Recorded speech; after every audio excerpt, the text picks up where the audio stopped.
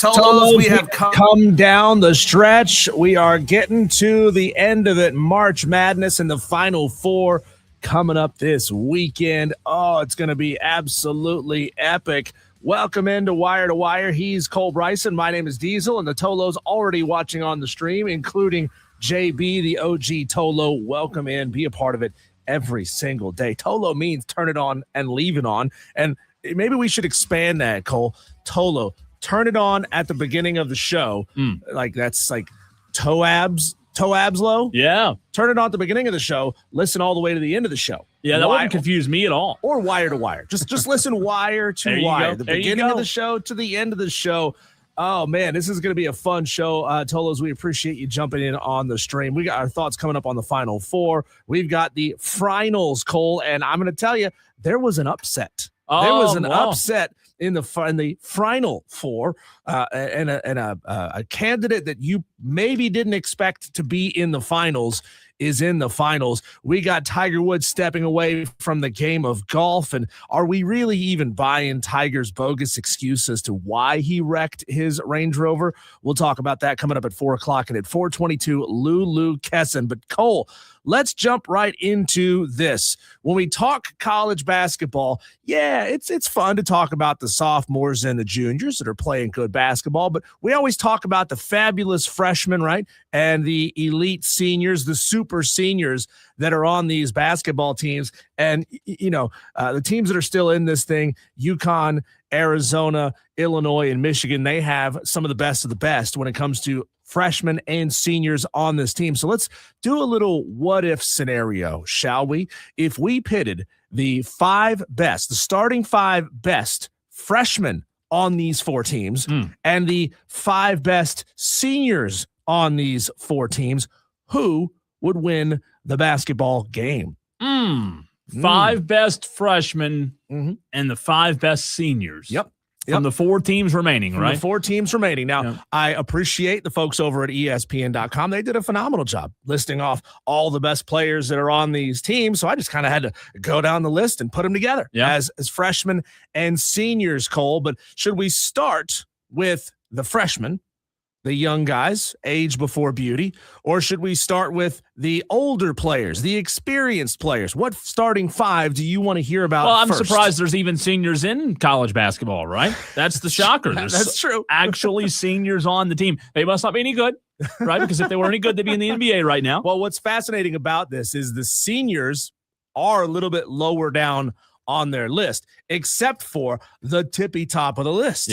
Is a senior player. So freshmen or seniors? Seniors Starting first. With the super senior team. Imagine for a moment, Tolos, if you can wrap your minds around this all-star team of players left in the Final Four at this point. We'll go front court, back court, okay? Front court for the seniors, starting at forward. 6'9", 240-pound forward from Michigan by way of UAB before, Yaxel Lindeborg, going to be starting for the front court of the senior team. He's an absolutely epic basketball player. He's playing phenomenally right now in this tournament. In his past 3 games, wins over St. Louis, Alabama, and Tennessee. He's averaging 25 points, 8.5 rebounds. He's shooting 62% from the field.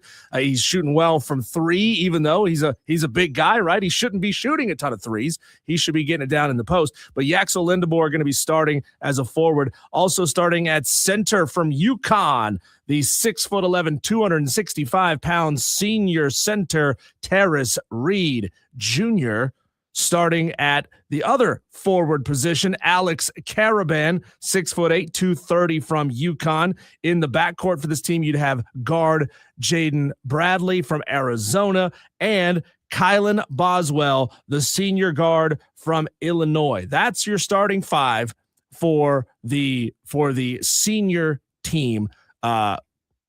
That's a team that's going to put up 120 points a night. Yeah, and they've got size, too, if that were to be, a realistic opportunity, because we saw what Terrace Reed Jr. did against Furman. You mentioned 6'11", and then Yaxel 6'9". And, when I've seen these two guys, Terrace Reed Jr., especially that night they played Furman, I was sitting here running the board, and I was watching him on TV, and then I've seen plenty of Yaxel lately, too, Diesel, in the tournament. These are two guys that when you watch them, you do feel like these two guys are going to translate well into the NBA. Obviously, you still have to go out there and you still have to go perform and make the team. And you still have to being a good NBA player is easier said than done. But when you look at Yexel to begin with, he is 6'9", 240. That's a big body. And we talked about what it was like to watch Terrace Reed Jr. against Furman. When he trotted out on the floor, it looked as if he was already in the NBA. He's that guy. He's got that size, and he's got a good presence in the paint. And Diesel, these two guys specifically, they're good in college. What I would say about them translating to the NBA is I look at what they've done this season shooting the basketball. They're going to have to be able to do what they do well in college right now. But if they want to be elite or good NBA players, they're going to have to shoot well. You go back and look, any player, and this is from recent years to all the way back to 15 years ago, the modern NBA, which we now know you have to shoot. You have to be able to shoot, right? This is the modern NBA. And if you can't shoot the ball, you're not going to make it. So even though this guy's 6'9" and Terrace Reed Jr. is 6'11", a lot of people think, oh, they'll be in the NBA, no problem, but they've got to be able to shoot the basketball. And you know what? This year they've done a good job of that for UConn and Michigan. According to ESPN, these 5 players represent the number 1, 3, 6, 7, and 18 best players still playing in the tournament right now. Again, your backcourt, Kylan Boswell, guard from Illinois, Jaden Bradley, guard from Arizona, Alex Caraban, forward from UConn.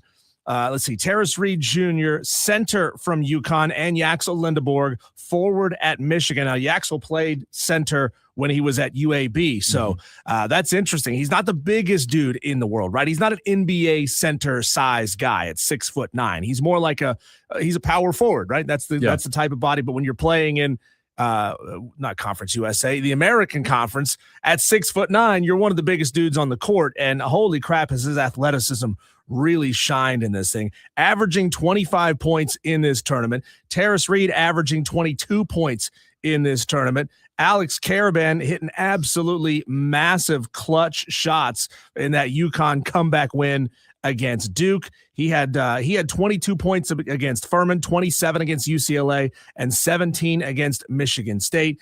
Oh, Jaden Bradley, he's just an elite free throw shooter, and he has a 2-to-1 assist to turnover ratio, which is elite. And Kylan Boswell, a phenomenal backcourt player as well. Now, those 5 guys, are going to have to go up against this team right here, Cole, most of which will be playing in the NBA very, very soon.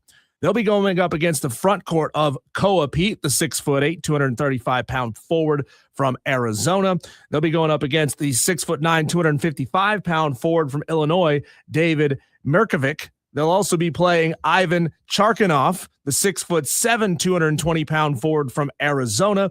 In the backcourt, the freshman team would have Keaton Wagler, the 6'6" guard from Illinois, and Braden Burris, the 6'4" guard from Arizona. So a little bit smaller of a lineup for the freshman team. Obviously less experienced, but holy cow, is this not a talented team? Yeah, I think you'd probably argue the freshmen would win just in terms of what they can do scoring the basketball. And look, Keaton Wagler by himself and Braden Burris, you add Braden Burris, if that were to be a duo, Braden Burris and Keaton Wagler at the college level, I don't know that you could defend them. I think that, look, the senior team that you read off to begin with, it's very good. I think when you look at the senior team, they'd have the advantage in rebounding the basketball, right? The size down low, and especially on the interior. But this lineup kind of reminds me of like a new age NBA team versus an old age NBA team. To use the comparison of a team that didn't shoot a lot back in the day, not saying that senior team wouldn't shoot a lot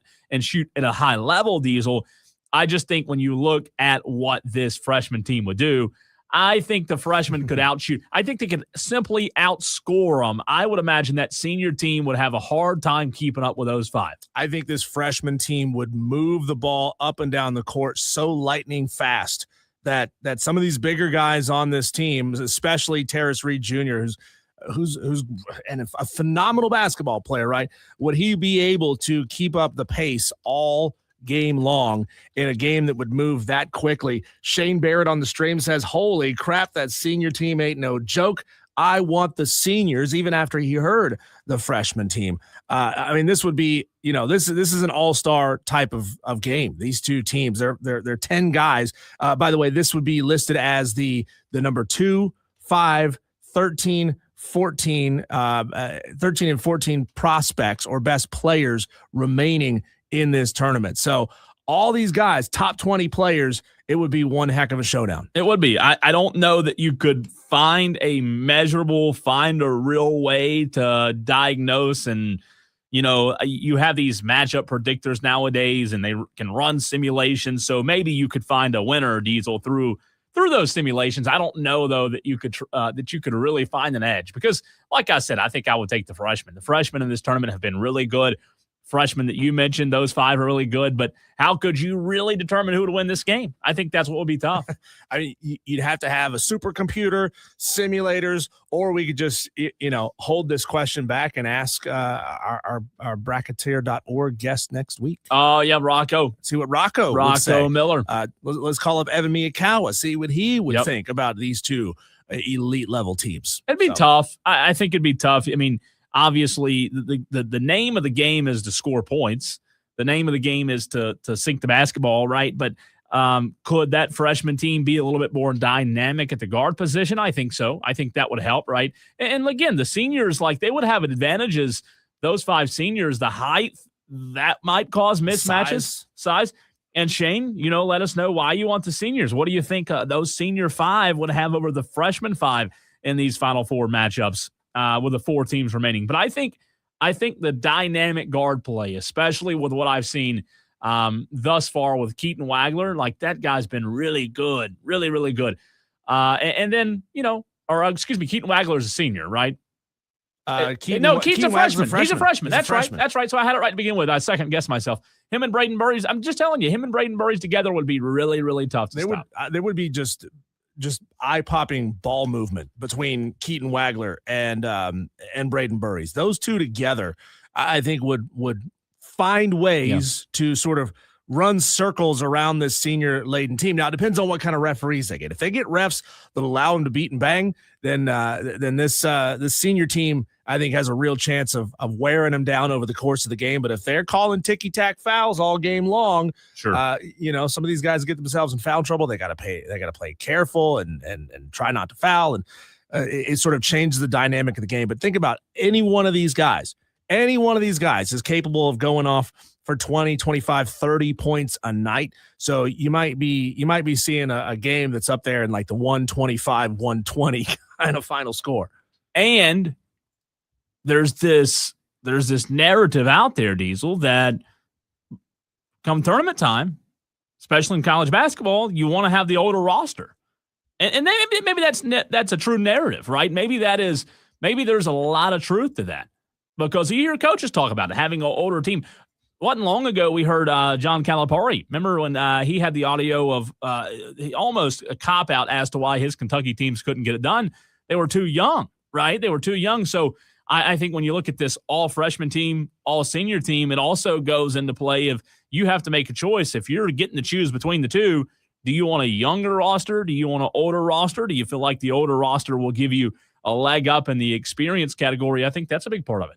Let's see what ChatGPT has to say. Since you love to hear what they have to say. This is a fun one because it's basically raw upside versus grown man production and cohesion. First instinct, seniors win pretty comfortably. If we're talking about a real 40-minute college game with structure, scouting, and physicality, I would take the super seniors. Why are they saying I, by the way? This is ChatGPT. It has personality. It has personality, though. It says the senior group checks almost every win now box with physical maturity, role clarity and experience, defense, half court execution. So ChatGPT high on the senior team. You know what? Maybe I'm changing my tune a little bit. Maybe I am. I like the freshmen, but now I think I'm talking myself into the seniors just because of what I just said. And what ChatGPT said a little bit as well. Do I want to, we talked about it with Duke losing that game the other night, in that key situation where you have to do something that's as simple as inbounding the basketball. Do you want freshmen or do you want seniors doing it? Right. Yeah. And that's a big part of it. Those Those young players at Duke, the young players at Duke for the past 11 years hadn't been able to get it done. So maybe there's truth to, hey, if it's a close game between those freshmen and those seniors, maybe you want the seniors in the clutch time. I love senior-laden teams. And think about, when Furman was advancing into the NCAA tournament, when they beat Virginia, they did it with a senior-heavy team. And that's been the MO of teams that can advance. Talented freshman teams can make the Sweet 16. Once you get to that point, though, you need that experience and that extra savvy that I think a senior-heavy team gives you. And think about all the great players you remember playing in the NCAA tournament. So many of them were not necessarily the most talented, but the grittiest senior-heavy teams. I'm going with the seniors. I think the seniors win this game by 10. Oh, wow. Yeah. Wow. I think they win it by 10. How about that? Not particularly close. Shane says, I really like Yaxel. I also think the experience and defense of the senior team would be able to beat the freshman team. Jaden Bradley ain't no joke either. He is very good. He is very, very good. And I think it's, like I said, I'm going back and forth. I'm flip-flopping. I can't decide, so I don't know. But I think the guard play of the freshmen would be dynamic. I think the size of the seniors would be very, very tough. I do. Diesel, before we run to a break, how about a bounce-back win for the Atlanta Braves? They lost last night, so the good thing about a early game on Wednesday, a get-out-of-town game, you don't have much time to mourn the loss. The Braves followed that loss with a win today over the A's 5-1. Now the Braves have 4 wins on the season, 4-2. And look, played all 6 games at home. So now it's time to hit the road, see what this team's made of on the road. The Athletics got their first win last night over the Braves, but the Braves, now 4-2, have looked good. Obviously, you don't want to lose any to the A's, but Chris Sale was really good today. Once again, 6 innings pitched, 1 hit allowed, Diesel, by Chris Sale today. 1 earned run, 3 strikeouts, 0 base on balls. So let's pause for a moment. I know it's only 2 games. Chris Sale being, 94 years old now? The 2 games he's tossed this season for the Braves, the opener and today, Chris Sale's been elite. Like, this is elite. This is not good baseball. This is elite baseball. Again, 6 innings today, 1 hit, 1 earned run, 3 strikeouts, 0 base on balls. That's elite pitching. So if you're the Braves, if you're a Braves fan, you've got to feel good not only about Drake Baldwin, because Drake Baldwin right now is just tearing the cover off the baseball, batting .318, but my gosh, Chris Sale, if he can stay healthy, talk about a Cy Young candidate through 2 games. I know, but this guy's been incredible thus far. Is there any real wood in the studio anywhere? This is fake. Yeah, I hope where's the real wood? We need to knock on this real wood and keep Chris healthy. I know. It is big to keep him healthy. He's had injuries before, but my gosh, if you can get that Chris Sale, you'll take it. JB on the YouTube stream says, have the A's started playing in Vegas yet? No, they have not. He also says Sale is a great pitcher. He is, man. When healthy, he's a really good one. And the Braves with a big win today. Again, the get-out-of-town game for the A's. They're out of town, so you don't have to worry about them anymore. But look, 4-2. Compared to what we talked about yesterday, Diesel, where the Braves were this time last year, we will take a 4-2 start every day of the week. The Braves getting on a plane, though, now, heading to Arizona to take on the 2-3 Diamondbacks tomorrow night. Also, I must say, Braves vision is the best thing that's ever happened to Braves baseball, Diesel, being able to watch these games. We talk about it with the Hornets and other leagues. Yeah, they made it impossible. Braves Vision today, it's awesome. I had it on the TV here in the studio. I love Braves Vision. Did you pay for it? No. What? It's yeah. It's free? Yeah. What? Where have you been? I got to download this on my TV at home. Well, if you have Spectrum, you don't have to. I don't have Spectrum. Oh. There are other ways to watch it, but Braves Vision is, it's about 2 months ago. And look, there it is right there. There's a commercial about it right there. Oh, look at that. Braves Vision's been incredible thus far, and being able to watch it if you have Spectrum for free, and hopefully they'll reach an agreement with YouTube TV soon. They haven't yet. I think it'd be great if they did. I mean, I know it would be great if they did. So we'll see if that happens. But thank you, Braves Vision, for allowing us to watch baseball games. Diesel, we talked about the players that are playing in the Final Four, but now let's transition and give our first thoughts on what do we think about these Final Four matchups just 2 days from right now? We haven't talked about them this week yet. We do for the first time next, right here on the Fan Upstate.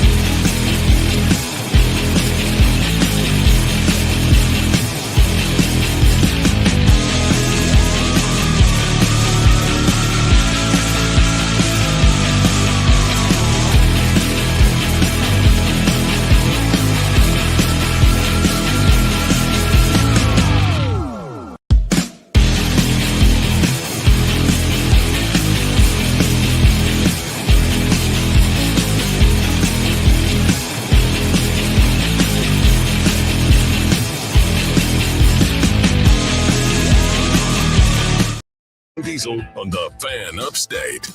Well, we have decided who would win between the freshmen and the seniors in the Final Four that begins just 2 days from today, Diesel. But it's our chance now, you and I, to give our first thoughts on what actually is going to happen in Friday's games. Did I say Friday? Saturday's games. I'm sorry. Saturday's games with the Final Four and then the championship being on Monday. 2 games on Saturday. Tolos, we want to hear from you. Who do you like in these matchups? What interests you in these? 844-326-3663. Diesel, let's start with the 6:09 game on Saturday night. It is the Fighting Illini versus the Huskies. You know, they're pretty animals. They're good-looking dogs or good pets to own. I don't know who would win in a fight between a Husky and a Fighting Illini, but we're going to see who wins on the court Saturday. Who would win the mascot fight first, though? Well, Illini is a native warrior. A Husky is a dog with super thick fur that probably shouldn't live in South Carolina in summertime. Like, I love Huskies. I think they're beautiful dogs. They are maybe the prettiest dog. Insanely high energy, and you have to work them to get that energy out of them. They also talk back in hilarious, fun ways. I think it's more fun to watch a video online of a Husky talking back than it probably is to actually own one and to have one in your house doing that all the time. I think the Illini wins. Just I don't want to put the thought in my head. Just an arrow, done. Yeah, done dog. I don't want to hear about it. Just like John, we just went John Wick there for a minute, didn't we? A little bit, yeah. Well, John Wick 4. Is that the one they used bows and arrows in? Yeah, but the dog wasn't the first one, right? That was the no. Well, he did have the dog in the pet first dog, one, but then he got another dog, and that dog did. lived through the other 3 movies. He did. I didn't like it. Again, the first one was the best, so it's the best one. Usually is. But nonetheless, regardless of who would win between a Fighting Illini and a Husky, it is time for you and I to decide who wins this game Saturday night. 844-326-3663. It's Joy Law Firm text line. Tolos, who do you like in this first matchup? Simply put, Illinois or UConn? Braylon Mullins, the bonkers buzzer beater that he had, Diesel, to send the UConn Huskies to the Final Four. That'll be featured. That'll be remembered for a long time. I do have this thought, though, regarding UConn. I think this could go one of 2 ways, and you tell me which way you would lean here. You got in the Final Four by a razor-thin amount, right? And that walk-off shot by Braylon Mullins. You got in. Maybe you shot your wad almost in a way in that game against Duke. Careful, it's a family. I know. You use so much energy to come back in that second half, Diesel, right? You can't use so much energy in the second half to come back and beat Duke. Yeah. Now you may not have as much left. Or the flip side of the coin, hey, UConn's in the Final Four. They just beat Duke. They feel like they can do anything. Mm-hmm. This is a very dangerous UConn team. You have to decide which one you believe in first. Do you think that this UConn team might have used so much energy that Illinois might just be the flat better team? Or do you say, nah, hey, I'm not going to bet against the UConn team in the Final Four led by Dan Hurley? Well, I think this UConn team, number one, they're obviously a number 2 seed for a reason. They're one of the most talented teams in the country. Yeah. I think they just played uncharacteristically bad basketball first half. In the first half of that Duke game. And they snapped out of it. They figured it out. They snapped out of it in the second half, and they did it against one of the best defensive teams in the country. So as good on defense as Illinois is, and these 2 teams are so similar, only 3 points average separates them as far as what they give up defensively. Yeah. I think UConn can score on anyone. I think this UConn team probably feels a little bit embarrassed by the way they played in the first half. They realized they got away with one. I like UConn to win this basketball game. Number one, again, I love the stars that they have on this team. I love some of these big players that they have. So like Braylon Mullins and Terrace Reed Jr. I think there's a chance those 2 guys kind of 1-2 combo take over this game. It's hard to say, though. I mean, it's the flashy big names for UConn against the lesser known players that just get the job done for Illinois. Yeah. And, going back to answer my own question, Diesel, in a way, like if this game were the next day after they just beat Duke, I'd be a little concerned. but they got a 5-day break. I think that'll bring UConn back to earth, right? You know Dan Hurley will have this team ready to go after a 5-day break. I think that's huge, not only for UConn, for both teams having that break, right? So Connecticut opened as a short underdog versus the Illini in the Final Four. And the predictions, when you look at these predictions, Diesel, they're going both ways. They're going both ways. The market currently sits between Illinois -2 and Illinois -2.5, which is interesting. I think that some bettors will buy into the fact that Connecticut shouldn't be here. I do believe that. And that 15 to 20-point hole they were in, I think it was 15.5, right? They needed March magic. I think that'll put a lot of money toward Illinois. In terms of where I lean on this Wednesday of who will win this game, I don't know that I can bet against Illinois right now because they're just playing, hey, we'll kind of prove it to you basketball. Like everybody, every game, I feel like there's been you and I talking heads that have said, oh, Illinois is good. I just don't know if Illinois is this good. So I'm sold on Dan Hurley. You don't have to convince me there. I'm a Dan Hurley apologist. I know how good of a guy or good of a coach, Diesel, he is. I just wonder if sometimes you have to look at maybe this team just has been flying under the radar for far too long. Mm-hmm. They weren't in the top 10 preseason. I'm starting to buy into the Fighting Illini. I know that they're a really good basketball team. Yep. I know that. And I know that they have looked more impressive in relative terms in their 4 wins through this tournament than UConn has. They blew out Penn by 35, but then again, it's Penn. They comfortably won over VCU by 11. They had a 10-point win over Houston, and they had sort of a pull-away late win over Iowa. They won that game by 12. Now, UConn on the other hand, has had to be in rock fights outside of the Furman game. And that Furman game was a rock fight for the first 35 minutes. It was a rock fight. UCLA wasn't particularly close, but Michigan State was a close basketball game. Duke was a close basketball game at the end, obviously. So UConn, in my opinion, is probably the scrappier team.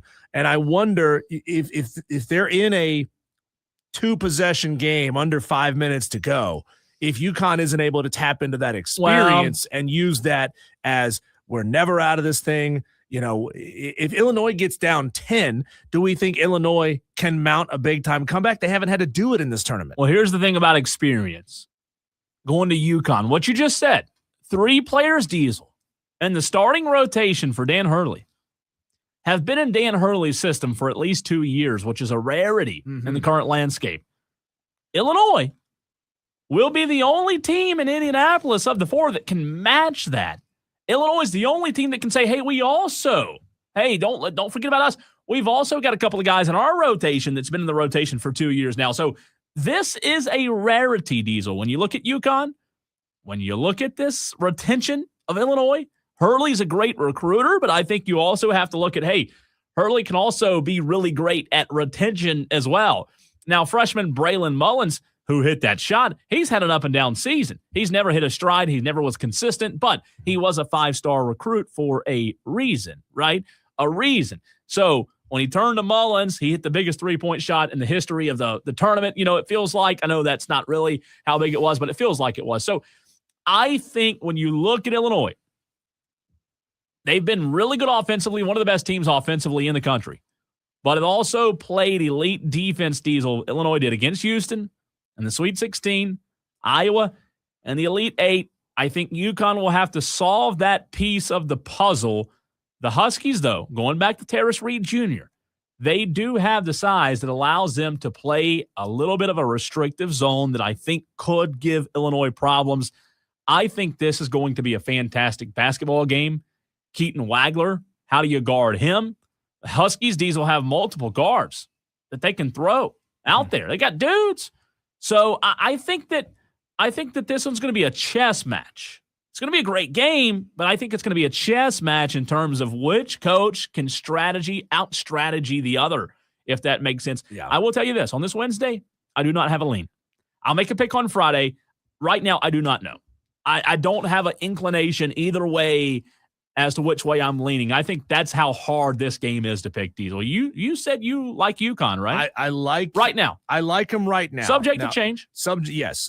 Now, if I'm Brad Underwood, I'm hoping that UConn is ice cold from 3 again, which would allow me to put the two Ivicevic brothers out there, two twin towers, they're huge, and say, I dare you to try to drive the lane on me and to try to score and make them hit threes. Now, if UConn is red hot from 3, obviously you gotta play one, not the other, back, get those guys back out and play tighter defense. But you got 5 guys on this Illinois team that are scoring 10 points a game. Sure. Who do you shut down? It's sort of like, it's the finger in the dam. You plug this hole, another one leaks out over there. Yeah. You somehow find a way to slow down Merkovic. All of a sudden, Keith Wagler is scoring. You slow him down, all of a sudden, Stojakovic is scoring. So it's really, tough. really hard thing to figure out. It's tough. All right, so there's that one. Let's go to 8:49 Saturday night. Michigan, Arizona. Michigan right now favored by 1.5. As of right now, Diesel, both spreads are 1.5 points on both games. Wow. 1.5 favor of Illinois, 1.5 in favor of Michigan over Arizona. I just told you I have no idea which way I'm leaning on Illinois UConn. Don't ask me on this one either. I don't know right now. I just have no freaking clue. Now, the Wildcats, I think when you look at them, maybe they're the team that has the recipe to beat Michigan, but the size down low, I think that's where you start. Mm-hmm. Diesel, Arizona ranked 5th in the country this year in paint points. So they're averaging more than 42 there per game. So they're big. They're dominant down low, but it also led the nation in free throw attempts with nearly 20 points per game. They've been dominant in different areas. I am lost on this one. Both teams are phenomenal. Yep. I think it should go to triple, quadruple. What's 5? Is there a word? Quintuple. Quintuple overtime is what I think. Quintuple overtime is what I'm calling for in this one. And that would mean the game doesn't start till 9. Quintuple overtime. A regular game gets you to 11. 5 overtimes would be 1:30, maybe 1 o'clock in the morning on Sunday morning. Why not? I think that's what kind of game this could be. See, that's why I'm an advocate of this silly rule change. If you make it all the way through overtime with still eligibility to play, like you haven't fouled out, you should get an extra foul. So you're not fouling out in triple overtime, and all of a sudden the water boy's got to come in. It's 2-on-1. There's nobody left to play. Yeah, I've seen that, by the way, in high school basketball. These are such similar teams. I mean, a point separates them as far as what they're able to produce offensively. A point separates them what they're able to hold their opponents to defensively. Yeah. 1 percentage point difference in field goal shooting, 2 rebounds difference per game, and that Arizona holds that advantage. Michigan, a little bit better in assists. Michigan, a little bit better blocking shots. Arizona, a little bit better at stealing the ball and taking it away. So it's really going to be a fun basketball game. These are 2 really, really similar teams, and I want this to happen all night. I think the battle, though, is in the paint. I think when I look at this matchup Saturday night between Arizona and Michigan, I think it comes down to the paint for me. Obviously, the team that shoots the ball better from deep, like all that matters, Diesel. But I think this is strength on strength in the paint. Arizona might be a little bit more reliable, better, dominant on the glass, finishing at the rim. That's the key here, right, in this game. When it is strength on strength, who's going to be able to finish better? The Wildcats are top 5 nationally in paint points per game, offensive rebound percentage. They lead the nation, Diesel, in free throw attempts per game, telling you that they do get to the line a lot because of their physicality down low in the paint, right? Michigan, meanwhile, top 5 in 2-point defense, meaning their strength is guarding, defending down low in the paint. Block rate, top 5. They average 2-point attempt distance defensively. The Wolverines also limit their fouling, so they're not a very just overly aggressive team in the paint starting to foul. Can Arizona, Diesel, control the paint against a team that can match them size for size? I think that's what this game comes down to. I think when Arizona gets down there in the paint, I think they'll see a team for the first time in a while that will be able to match them size for size, but also be able to match them in the physicality department. I'm leaning Michigan. I've said all season, postseason, that I think Arizona is the most complete team. I've said that. Mm-hmm. Even though you and I had Duke, I just think Michigan's a little bit better overall. They shoot better than 61% inside the arc, which is good. That ranks top 20 nationally. Paint points, second chance points per game. Arizona's going to have to win that interior battle if they want to win this game. I think Arizona's defense is going to have to take over the game. How do you slow down a team that has scored 101, 95, 90, and 95? Don't bring that up for on the tournament games.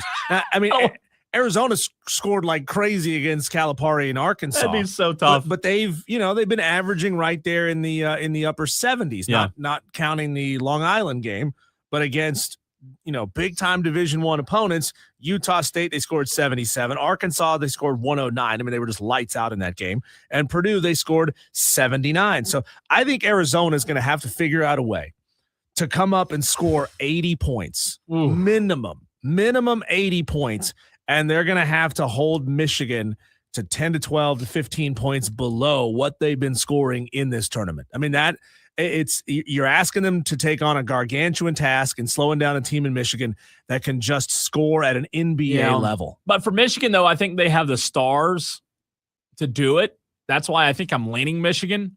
They also play great defense. When you look at Michigan reaching the Final Four, Diesel, the Wolverines have shown you that they can switch gears. They can go from 2 to 3 to 5 and kind of reach new levels depending on who they're playing. I go back to that game against Tennessee, right? That was the Elite Eight against Tennessee.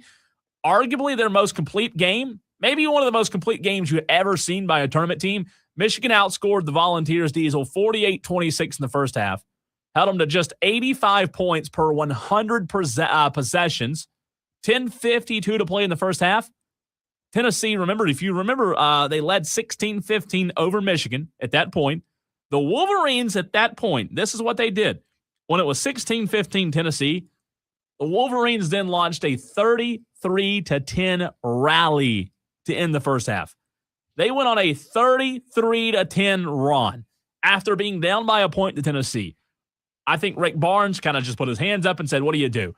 I don't know that anybody else can match Michigan the way that Michigan can match other teams, if that makes sense. I just think they're so good at being able to play whatever game you want to play with them. And I'm leaning Michigan right now. You're leaning? I'm leaning Michigan as well.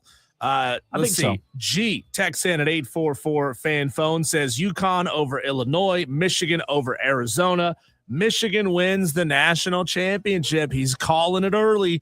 Thanks, G. Appreciate that. Tolos, you can always text in and be a part of the show at 844-326-3663. When we come back, South Carolina Gamecock fans, I'm going to give you a reason to be excited about the future of South Carolina baseball, and I'm going to present to you, Cole, our French finals, the final matchup. Oh, no. Who has the best fast food French fry? We'll get to the bottom of it next.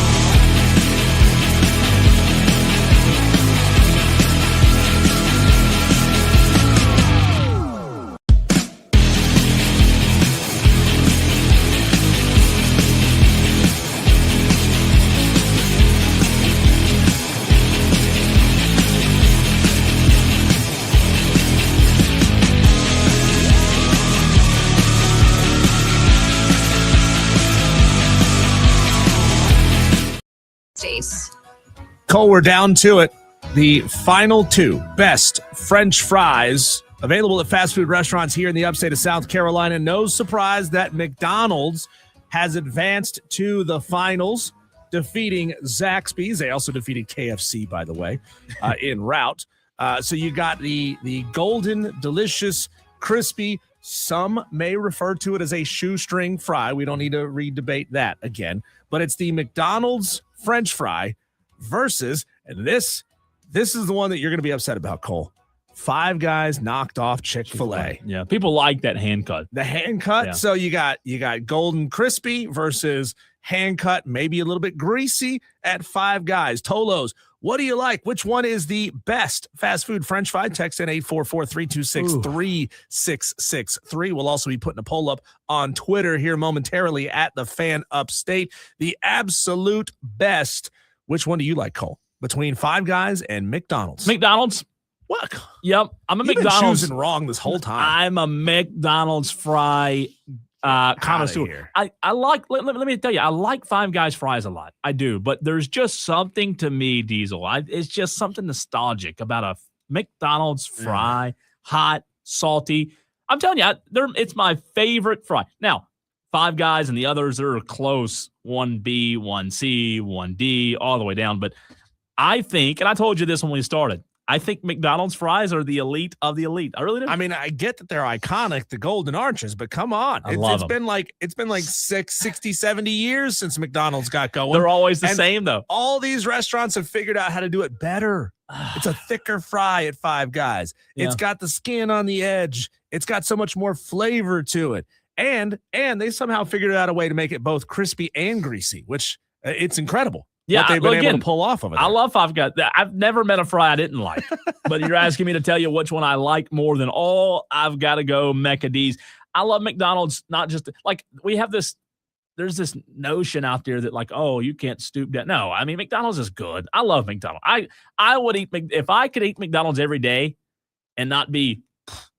I'd eat McDonald's every day. See, here's the thing. I love it. McDonald's is not currently a sponsor of the show. Why? What's your name? I don't like McDonald's. McDonald's like a last resort for me. Oh, I love it. If you're driving down the interstate and you had to stop for gas, and guess what? There happens to be a McDonald's attached to the gas station, and you're really hungry, you go to McDonald's. Otherwise, you look for anything else. See, not me. Not me. I'm a Golden Arch lover. I'm telling you, I love it.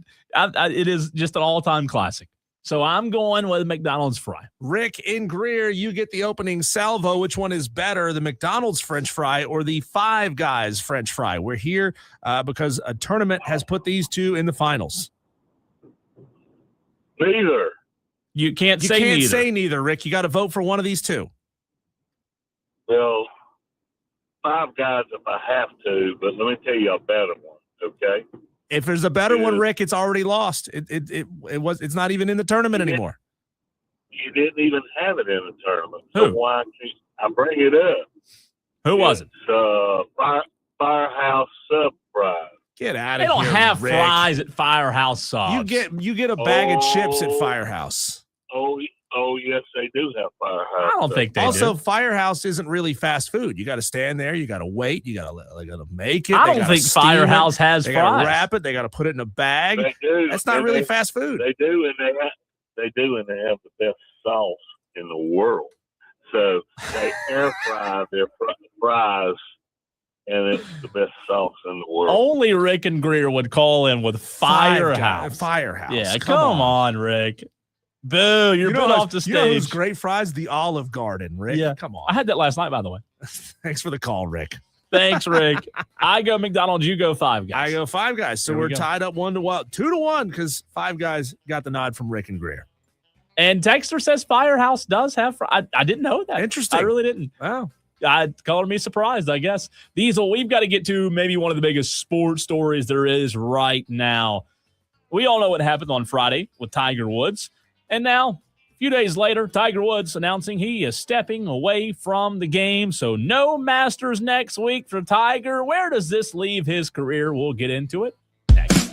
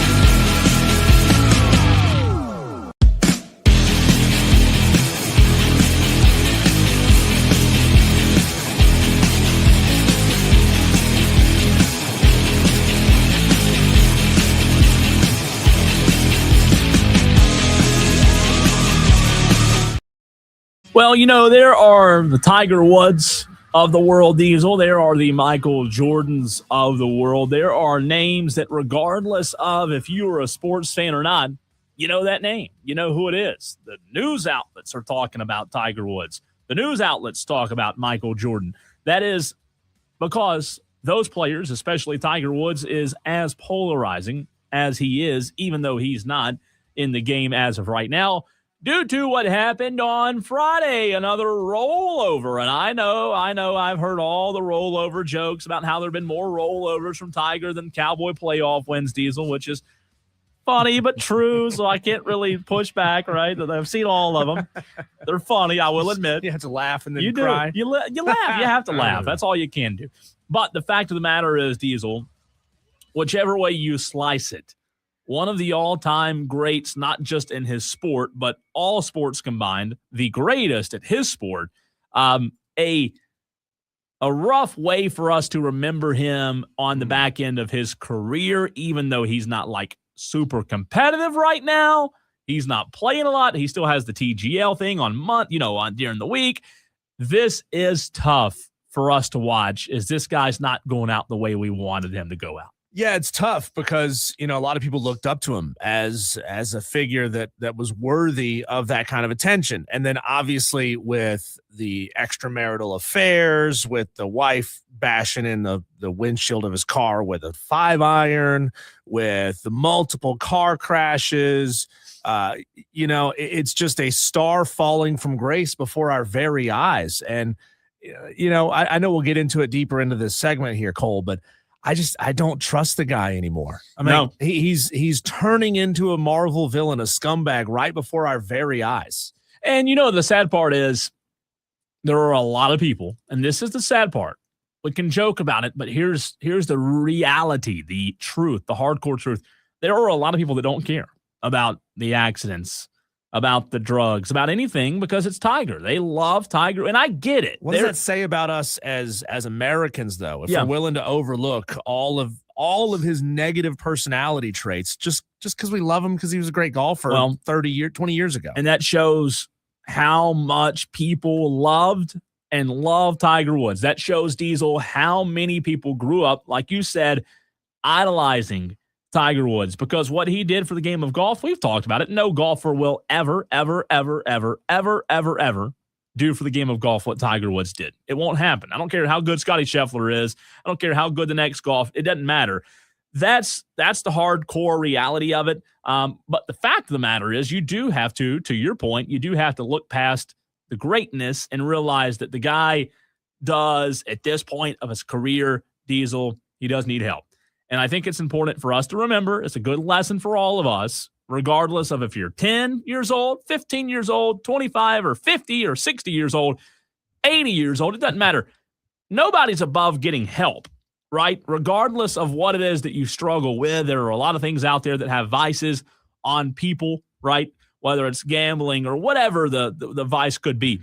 There's no limitation to getting help. There's nothing wrong.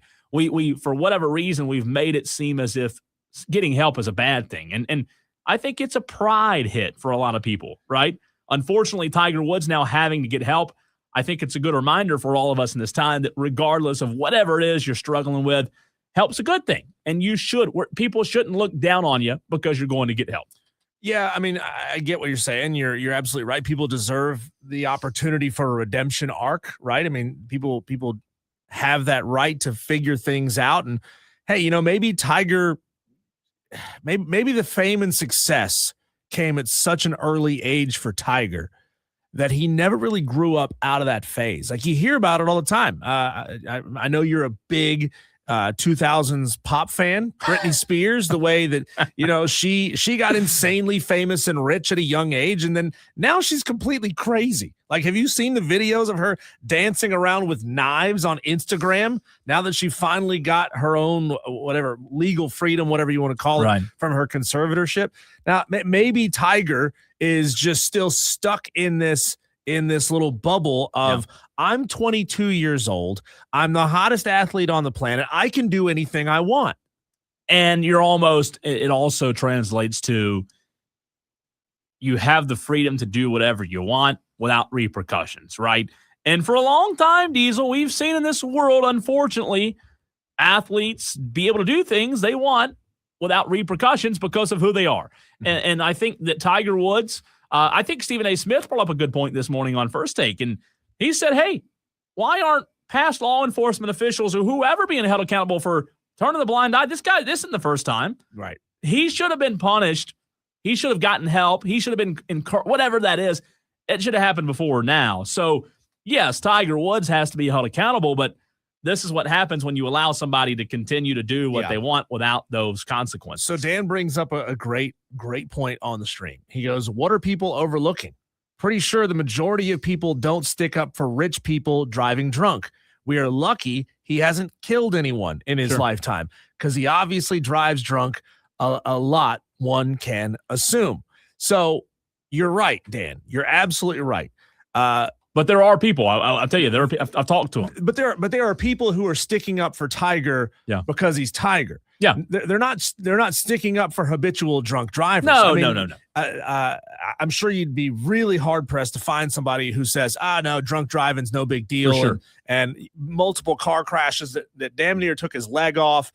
He was found asleep at the wheel of a running car. Yeah. Back in 2017, he rolled this car over, and he was very smart to refuse the field sobriety test, the breathalyzer test, the blood test. He was wise to do that because that gave him time to get this stuff out of his system. Now, I talked about this to close the show out yesterday, Cole. He hired the same attorney that helped him get out of that 2017 jam when he was found asleep at the wheel of a running car. And I just wonder here because, he claims that he was in pain, that he was fiddling with his car stereo, with whatever it may be. And he also had 2 pain pills in his pocket. I wonder, Cole, has Tiger figured out what he believes to be a loophole? Like, I've got this really powerful attorney, and all I need to do is make sure I'm carrying around two oxycodones or whatever his pain medication is, carry around a couple of those in my pocket, and I can just claim, I was dealing with the drunkenness, the drunk's nature of being on hardcore pain medications. Has he figured this thing out of don't take the breathalyzer test, refuse the blood test, call my attorney, and make sure I have this thing in my pocket, and I feel like I can get out of anything, no matter how bad it is? Because Dan's right. He very easily could have killed somebody. Oh yeah, he could have killed somebody multiple times by now, right? Because this is not the first incident. I think, Diesel, there's truth to what you said. I think also he refused the was it the urine sample? I think is what he refused Friday. I think so. You're right. And him refusing the urine sample, there's a reason why he didn't want them to know, whether it's in his pocket, whether it's already in his blood. I mean, there's a reason he's refusing that. So, yes, I think there can be a lot of truth to what you said. I think there's also truth to what you said in reference to what Dan said, that Dan Diaz was right. Nobody's sticking up for drunk drivers or impaired drivers. Nobody's sticking up for that. Nobody. I mean, if they are, they have issues. People are sticking up for Tiger because he's Tiger. Doesn't make it right, but that's just the hardcore reality of it because it shows how much people love Tiger Woods. I will say this: Tiger Woods, Diesel, in the main narrative that you've heard all week for the past 4 or 5 days now has been, Tiger Woods has plenty of money. Tiger Woods has plenty of money. Why can't he just hire a driver? Right? That's what everybody said. He's just plenty rich. Just hire. And while that's true, I think there's more to be said. Going back to what we previously discussed from the pride standpoint, Tiger Woods, I know you may look at it as, why is it a hit to your pride to have to hire a driver? But I'm telling you, you got to think about it like this. For somebody, to your point, you brought this up, who's pretty much their entire life been able to do what they want when they want. They're the greatest ever at their game, the greatest ever. They've been able to do pretty much what they want at will. And when you have to start putting restraints on a person that's been able to act that way their entire life, I just think it's probably an uncomfortable area that he has never had to live, Diesel. And yes, hiring a driver would be the right thing to do. But do you remember last year when he was at the Masters on the TV set? I don't know if you remember it like I do. I remember watching that thinking, why is he pouring sweat sitting on a TV set? But that was last year. That was in April of, 1 year ago. He was pouring. You go look it up on the internet. He was pouring sweat. And it was sitting there in probably a air-conditioned, tent for the broadcast. And it wasn't playing. But why was he pouring sweat? It begs the question, why hasn't a judge in any state, Florida, because he lives in Florida, particularly because of this story, why haven't they pulled his driver's license? Yeah, then why do they still let him have a driver's license? They let him get away with it because he's Tiger Woods, right? I mean, no judge wants to be the guy that takes away Tiger Woods' driver's license, even though that is the safest possible thing you can do for the public. Why is Myles Garrett allowed to stack up 9 speeding tickets? Sure. I mean, we just talked about him a couple weeks ago where he got busted for driving like 95 and a 70. He flipped a car over. He's injured people, yet they still let him have a driver's license. No, I agree. Stop letting these people drive. Yeah. Take it away. Put an ankle monitor on them. Something, anything. And that goes back to, why they're letting them, because it's Tiger Woods, right? Because it's Myles Garrett, right? And that doesn't make it right. It doesn't make it right, but that's the sad reality of the world we live in. And that's like Stephen A. Smith brought up this morning, and that's what I was bringing up a minute ago. I agree with him. There has to be accountability from Tiger, but there has to be accountability from those that have dealt with Tiger. Obviously, it's a tough area for him to be in right now. It's a big subject. It's being talked about on news networks, sports networks, and just a week ago, you and I were sitting here in these very chairs saying, "Oh, you think Tiger can play in the Masters?" I have a very simple question. Right? If it wasn't Tiger Woods who had done this, let's just say it was a patron that had too many drinks at the Masters, drives home after the Masters, rolls his car over. We're all saying this guy's a terrible human being, that this guy has a severe lack of judgment, that he should never be near a car again, on and on and on and on and on. But you're taking a different tact, and there's a lot of people are taking a different tact because it's Tiger Woods. Why? I'm not taking a different tact. Why? I mean, a lot of people. Yeah. A lot of people are doing that. I mean, Tolo J. Butane says, I'm a 70 handicapped. I only started playing golf because of Tiger. It's an unfortunate situation, but we need to support him and not turn our back now. Why, Tolo J. Butane? Hasn't the public supported Tiger Woods through multiple instances where he's probably been drunk at the wheel, has definitely rolled cars over before, has been found behind the wheel of a rolling car? Why do we have to give Tiger Woods multiple chances to grow the hell up instead of just the one chance to grow the hell up?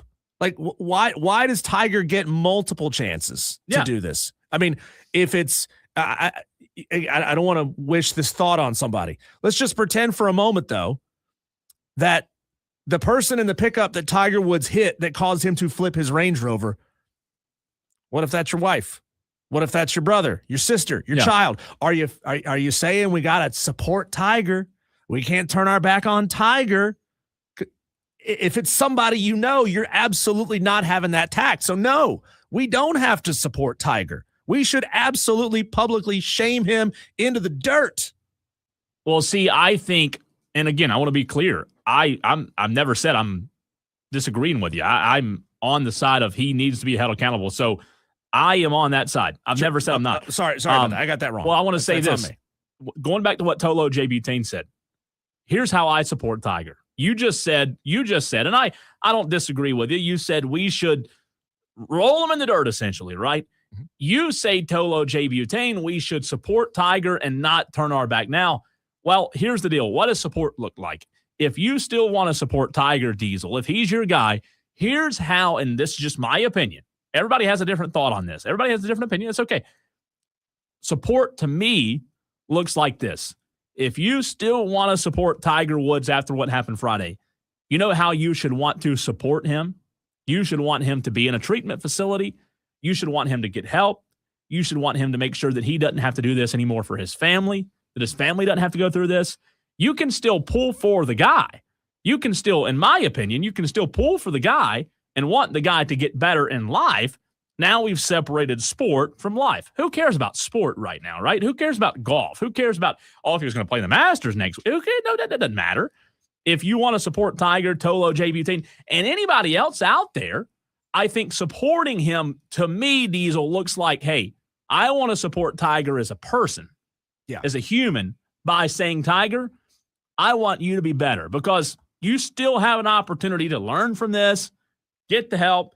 I think that's how, again, my opinion, I think that's how you should support him if you want. You can't stand by him and say he's at no fault. He is definitely at fault. Yeah, I think we got Tolo J. Butane calling in to respond right now on the show. So we'll have him up here in just a minute. I mean, come on.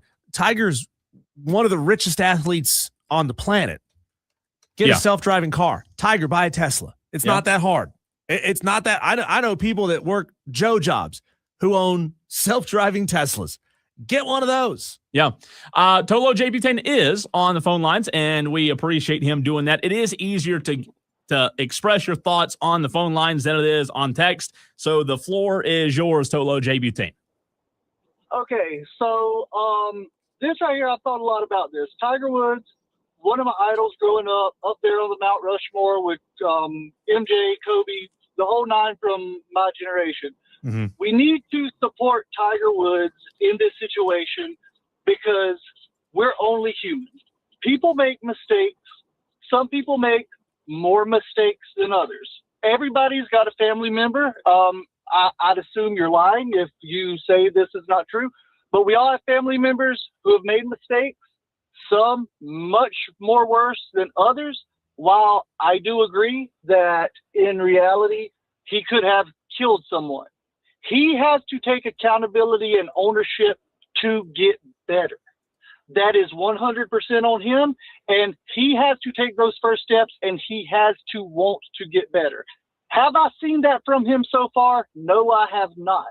But as the public, as you guys are in the sports media, as the PGA, the golf as a whole, you cannot set a precedent of turning your back on someone when they have 1, 2, in this case, it's 3 run-ins, which, I mean, he's getting to the point where we have to take a really good look at it, but we cannot just throw him in the mud, shame him, put dirt on his name, things like that, because that's ultimately not going to get him the help he needs. He has to realize it in himself. He has to be there for Charlie.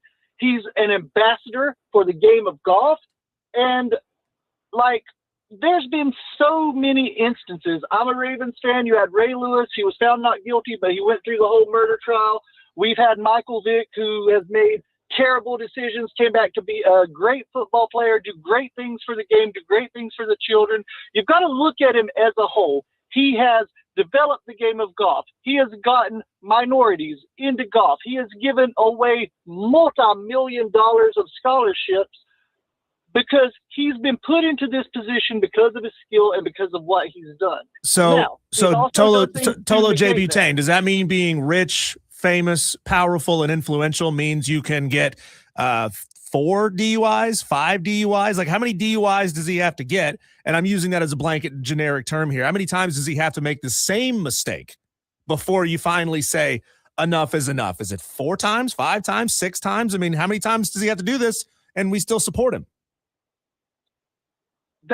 That is a fair question. It comes down to accountability. And where my line would run out with supporting Tiger Woods is when he has consistently and utterly failed as a human, and he has shown that he does not want that change.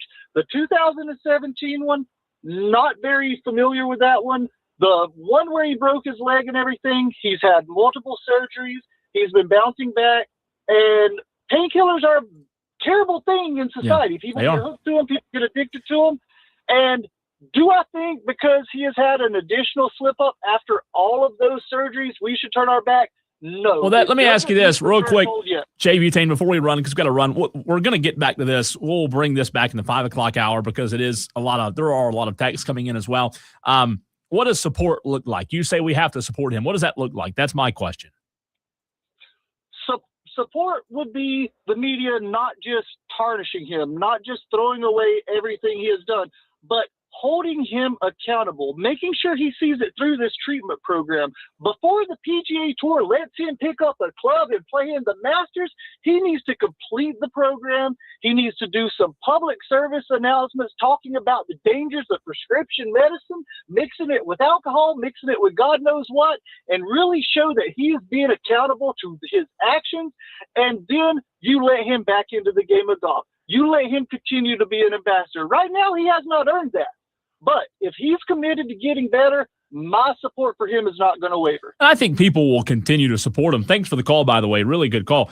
I think, Diesel, to sum it up before we run to a break, if, key word here, big word, if Tiger does and takes the right steps, I think people will continue to support him. And I don't think there's anything wrong with supporting the guy after he's taken the right steps. But key word there, if he continues to make the right steps or take the right steps, because now we're talking about 3 times he's done it. I think you have to, and again, I don't think people are slandering his name that bad, but I think you have to ask Tiger, Diesel, that, hey, if we're going to continue to support you, you've got to give something up. You've got to show us that you are willing to change. That's just my thoughts on it. Right? Yeah, I mean, I would say Tiger has had opportunities to change. Tiger has had opportunities to recognize that he has this problem. And I agree with Tolo. J-butane painkillers are a hell of a thing. I mean, it is a incredibly powerful medication and very, very hard to kick. But if you know that you've had multiple instances in the past, why do you take them? Maybe consume some alcohol with it, whatever was in his system. We won't know because he would refuse to take the test, and then get behind the wheel of a car. Yeah. Call an Uber, Tiger. You can afford it. You're good for it. You can afford the Uber XL. If you don't want to ride in somebody's Toyota Corolla, you can ride in somebody's Chevy Tahoe. I don't care. But stop getting behind the wheel, because you're clearly habitual in your lack of accountability when it comes to your mixture of your medications and alcohol and whatever it may be. You can't be trusted behind the wheel. We'll bring this back up later, Diesel. I know 5 o'clock segment, a lot of Tolos getting off work, and we didn't even get a chance to get at the text line. So we'll circle back to it, Tolos. Hang with us in the 5 o'clock hour. And coming up next, we'll bring on Lulu Kesin of the Greenville News. She is live in Arizona for the women's Final Four. We'll talk to her about that, about South Carolina's huge new, and by huge, I mean he's a mountain of a man, new football signing, and all things Gamecocks next.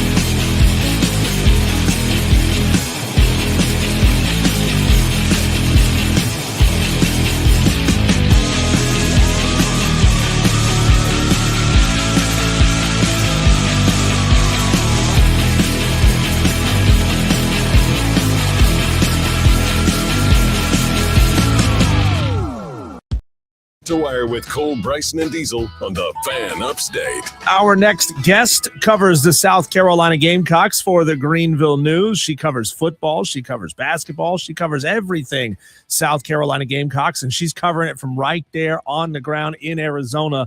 Lulu Kesin of the Greenville News, welcome into the show. Lulu, yesterday we poked fun at the reporter there in San Diego that kind of caught Joyce Edwards and Dawn Staley a little off guard with a question about female empowerment. Perfectly fine question. Maybe not the best forum in a post-game press conference to ask it. What was your take on the awkward exchange?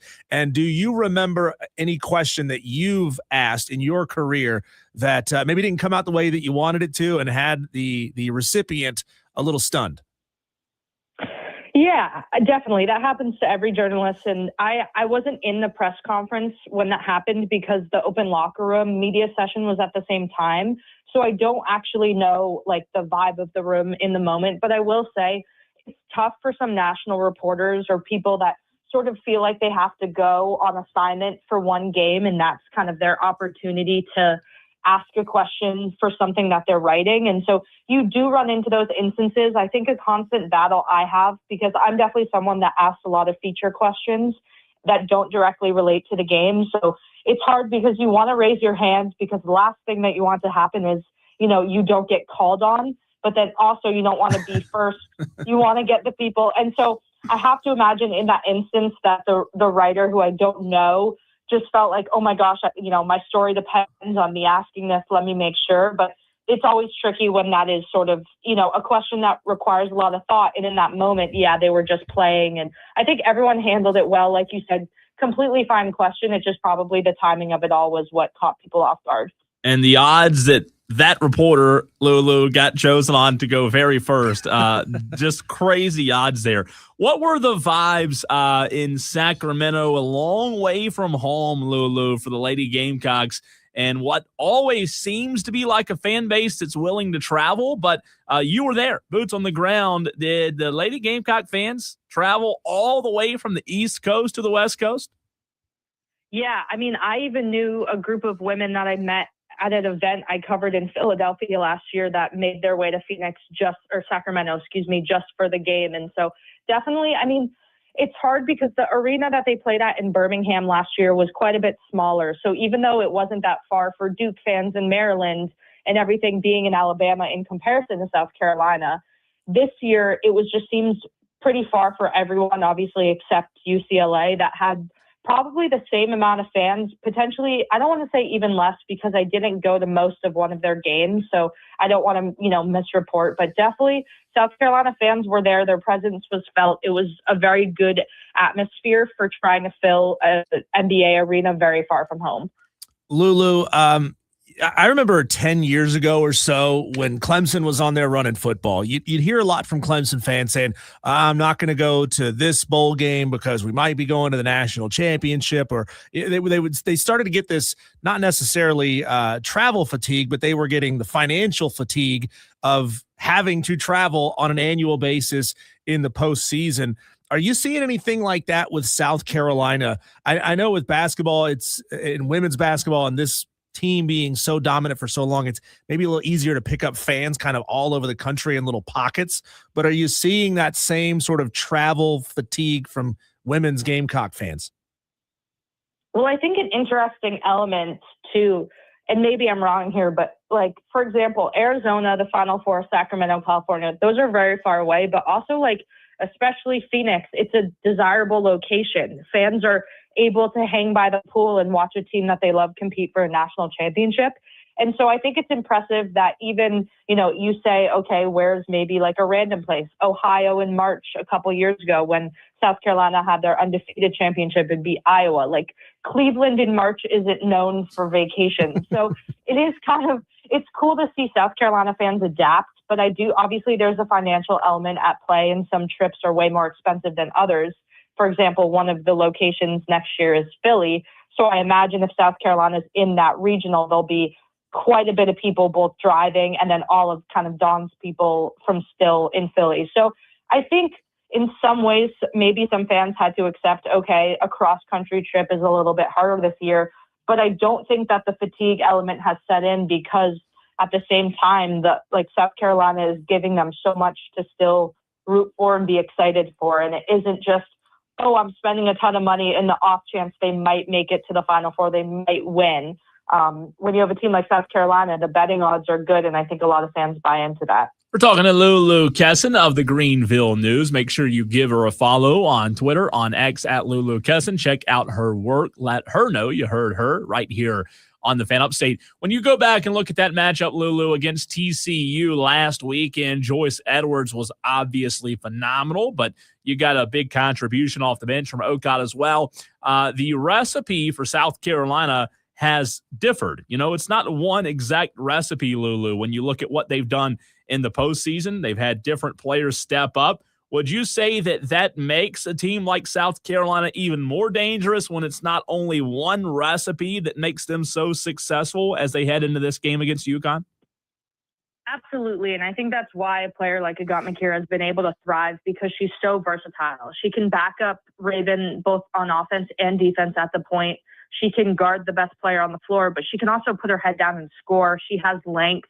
And I think South Carolina has, their roster at times, people might look at it and be, that, 1-2 punch isn't as strong to these, national names people are throwing out. But at the same time, like what South Carolina has been able to buy into is the fact that they have multiple players that can do multiple things really well.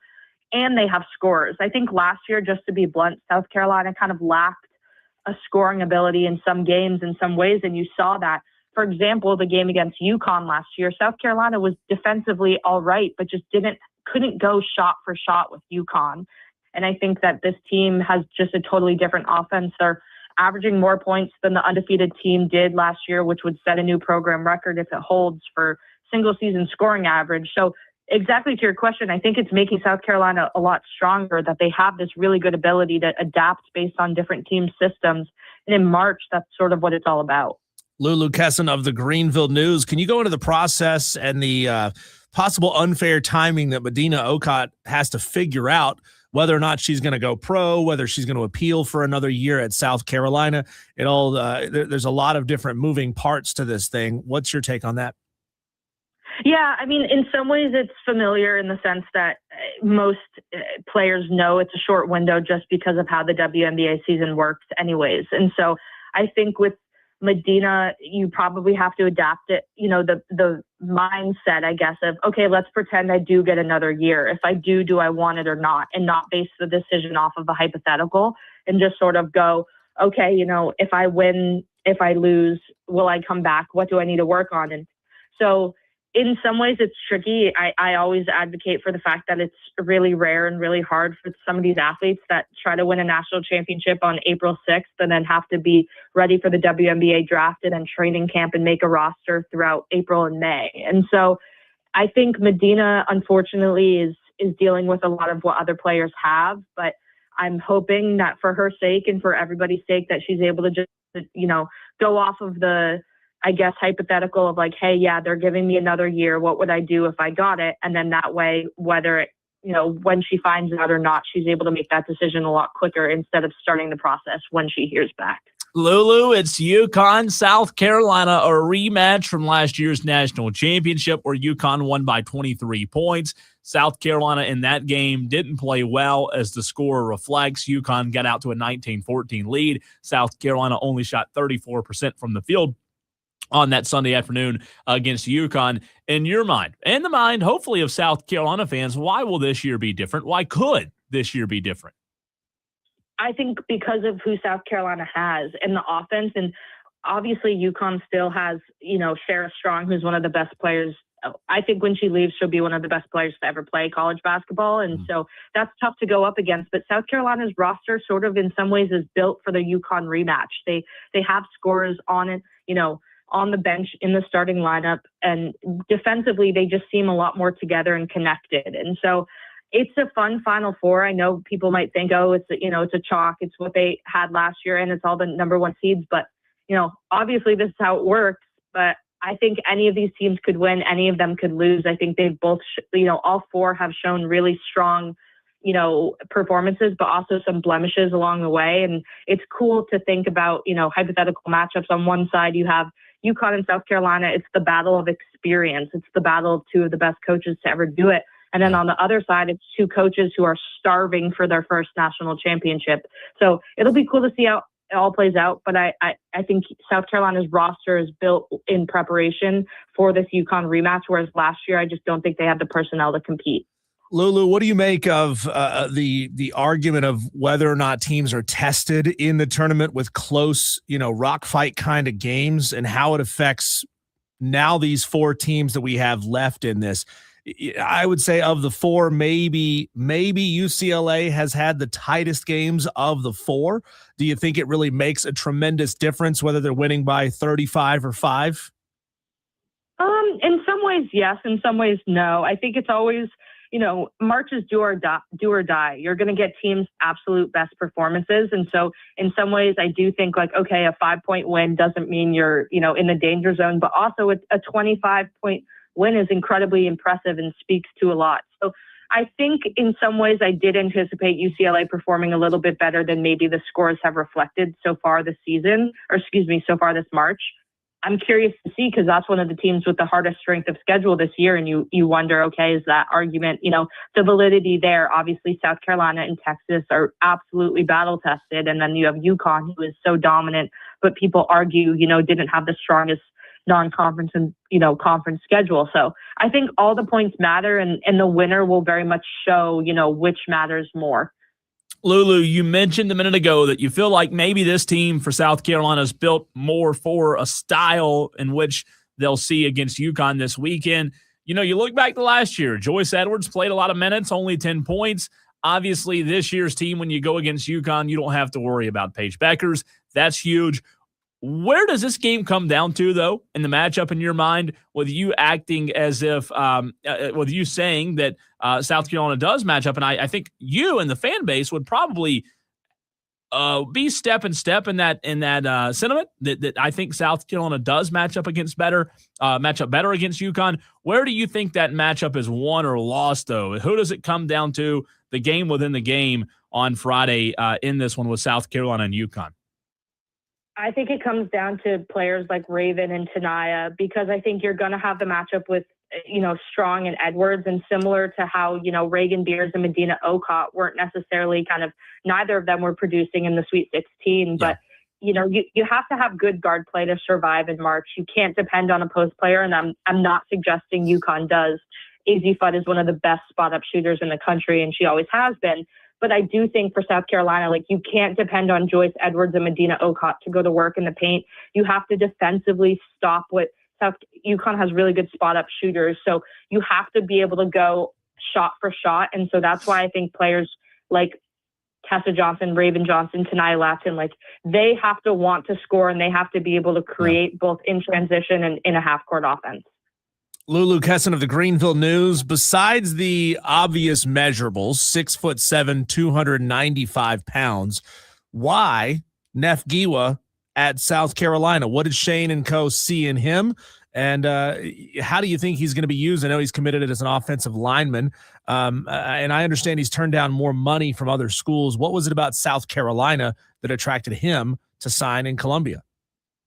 Yeah, he said it just feels like home. And I think that obviously that's something a lot of people say. And I think in this instance, it carries a lot of weight. This is a player who's obviously very unfamiliar with the college system. Shane kind of made a joke about, it's literally, day one of teaching him plays is also like day one of teaching him routines and equipment and things like that. It's just so unfamiliar. So for someone to feel like they can start that process in Shane Beamer's system, I do think that speaks a lot to what he's bringing in South Carolina and the new offensive line coach, Coach Clem, as they call him. And so, yeah, you spoke to the obvious athleticism and the physical build, but I think he's going to bring a little bit, a different perspective and a hunger and eagerness that is probably going to inspire a lot on the offensive line. And Shane, he was asked, why isn't he playing tight end? And Shane was like, let's start him at the offensive line at the very least. But it's another kind of example and another reason why, Shane is able to recruit players that really want to grow and build and flourish in his system. And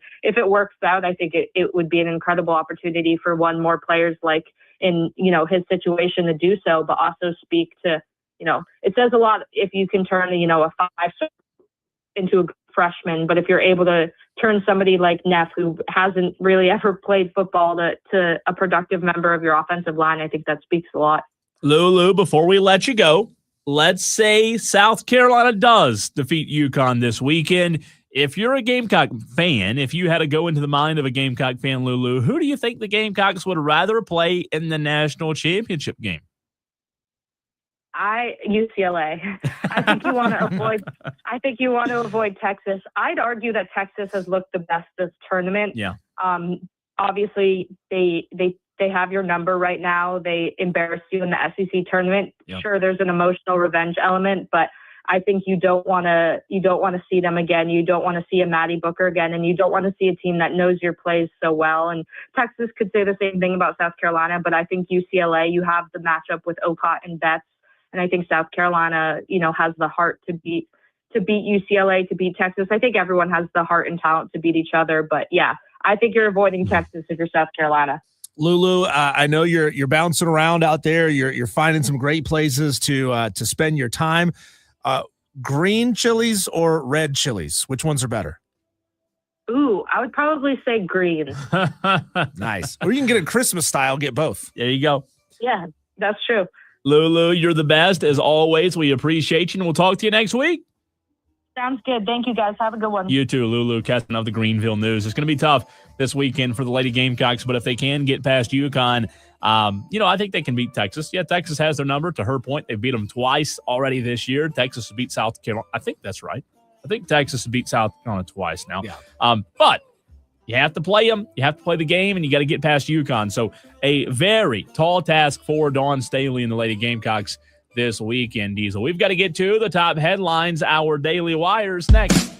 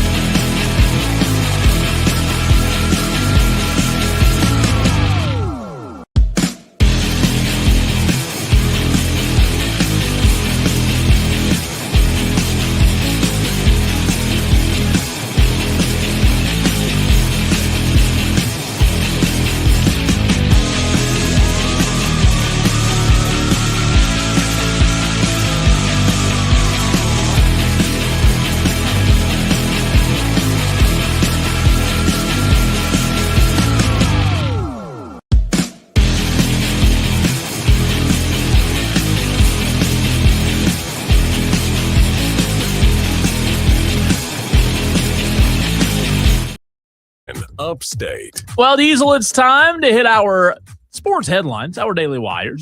It's the buzz happening in the sports world. The buzz that got the Tolos buzzing earlier in the show was Tiger Woods. We've got a lot to get to in the 5 o'clock hour, but I am going to bring it back. I might move my 5:20 segment to tomorrow, Tolos, so we can dive back into Tiger Woods, because everybody has a thought on Tiger Woods. Diesel, he is stepping away for a period of time to seek treatment and focus on his health, announcing the decision 4 days after he was arrested on suspicion of DUI and refusal to submit a lawful test stemming from a rollover crash in Florida. Stepping away, limping away, speeding away. Yeah, rolling away. Well, what's he actually doing? I like rolling the best out of all of them. We'll dive back into that in the 5 o'clock hour. The Atlanta Braves fell to the A's on Tuesday night by a score of 5-2, where the A's, Diesel, got their first one of the season. So you always love being the team that allows the A's to get their first one of the season. But, big but, the Braves bounced back quickly today in the get-out-of-town game for both the A's and the Bravos at home, as the Braves beat the A's 5-1. The Atlanta Braves now 4-2 on the season. And how about Chris friggin' Sale right now? Good 6 innings, 3 Ks, no walks. He's pitching. Yeah. He's pitching, man. It's good to see. Love it. Speaking of pitching, Phillies rookie pitcher Andrew Painter made his ML debut in masterful fashion. We talked about rookies in the MLB yesterday, how for whatever reason this year all these rookies are having like great starts. How about Andrew Painter going 5 1/3, striking out 8, giving up just 4 hits, 3-2 win over the Nationals. The rooks are showing out, Diesel. I don't know what it is, but good time to be a rookie. They hadn't seen his stuff before. No. Clemson softball ruled Gardner Webb last night in 6 innings. No surprise there. 12-4 with sophomore Corey Hicks doing most of the damage. She went 3 for 4, 2 doubles, a home run, 3 home. Good God, what did she not do? 3 runs scored, 5 RBIs, a partridge and a pear tree. Clemson improved to 24-13 on the season. Luka Doncic dominant in March. He got a new girlfriend. And all of a sudden, he's just playing out of his mind. I thought women weaken the legs. Well, I don't know. He's, by the way, you go look at a picture of him last year compared to this year. Looks like me last year. Big puffy face. I mean, he looks great. Yeah. What did he lose? Probably like 20 pounds. Oh, at least he's lost a lot of weight. His face, I mean, looks totally different. So Luka, 42-point performance last night over the Cavs. He joins the list of 10 players ever to score 600 points in any month. That's good, right? That's pretty good. That's good. Yeah. Right? Puts him in rarefied air. Yeah, it does. Mark Cuban said on an Intersections podcast appearance that he doesn't regret selling a controlling portion of the Dallas Mavericks, but he does regret who he sold it to.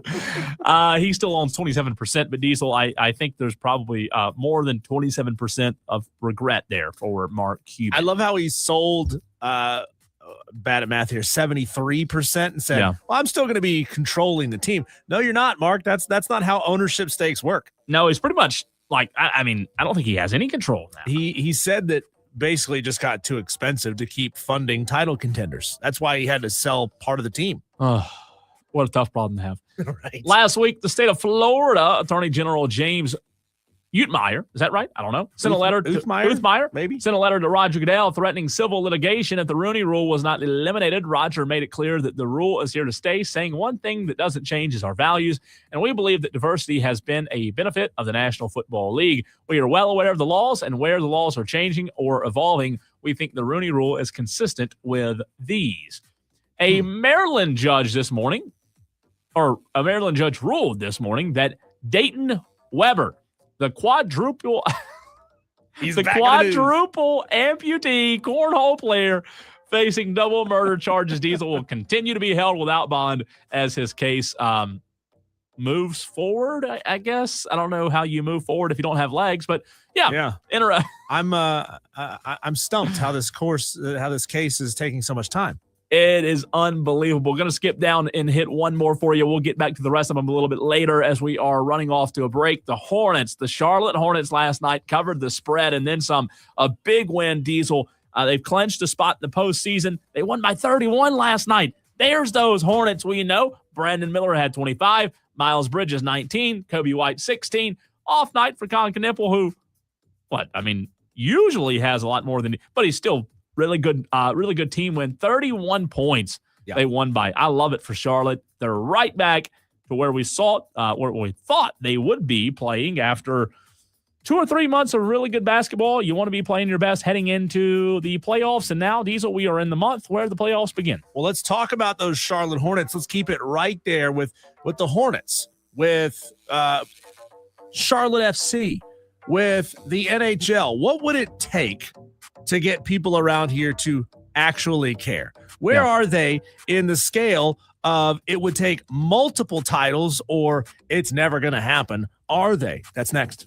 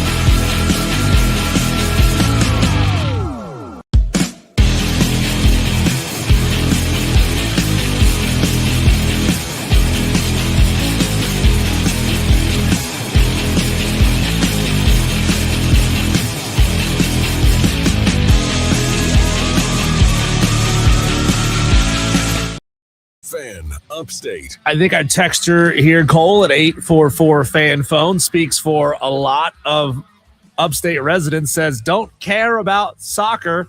Let's talk about Tigers DUI. I think it's fair to say, without getting too far ahead of ourselves in this conversation, that soccer is a sport that is just at the major league level. And we're talking sold out stadiums. It's never going to happen here in the upstate of South Carolina. It's just not. Like the attendance is just not. How big is the there. stadium? The interest is just not. It's the Panthers. Was it Bank of America Stadium?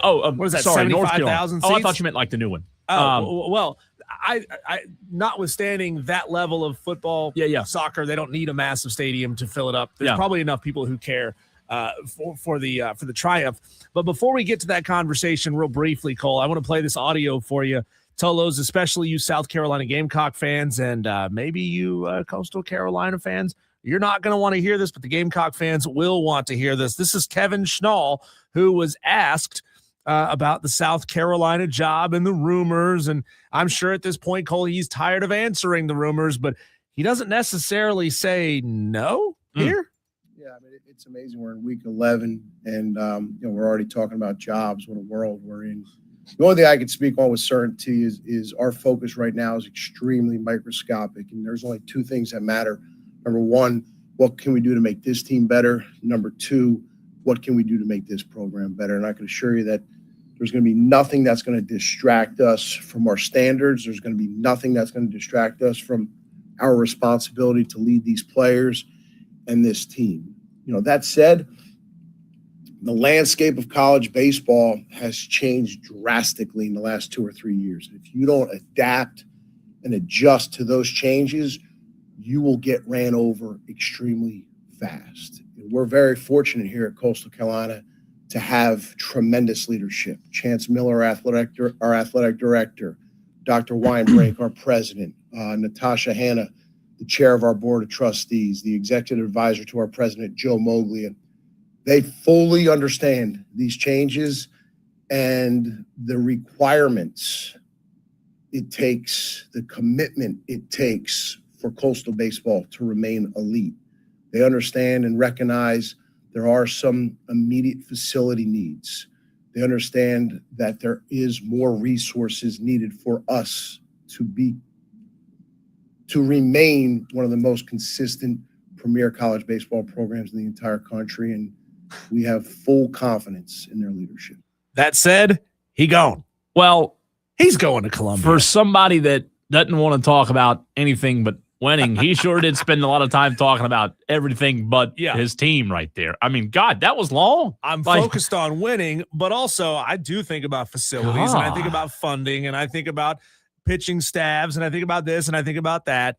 I mean, it's not if you're not going, if you have no inclination to leave Coastal, go to South Carolina, you say our focus is on making our team better and winning here at Coastal, period. You Done. Shut it down right then and there.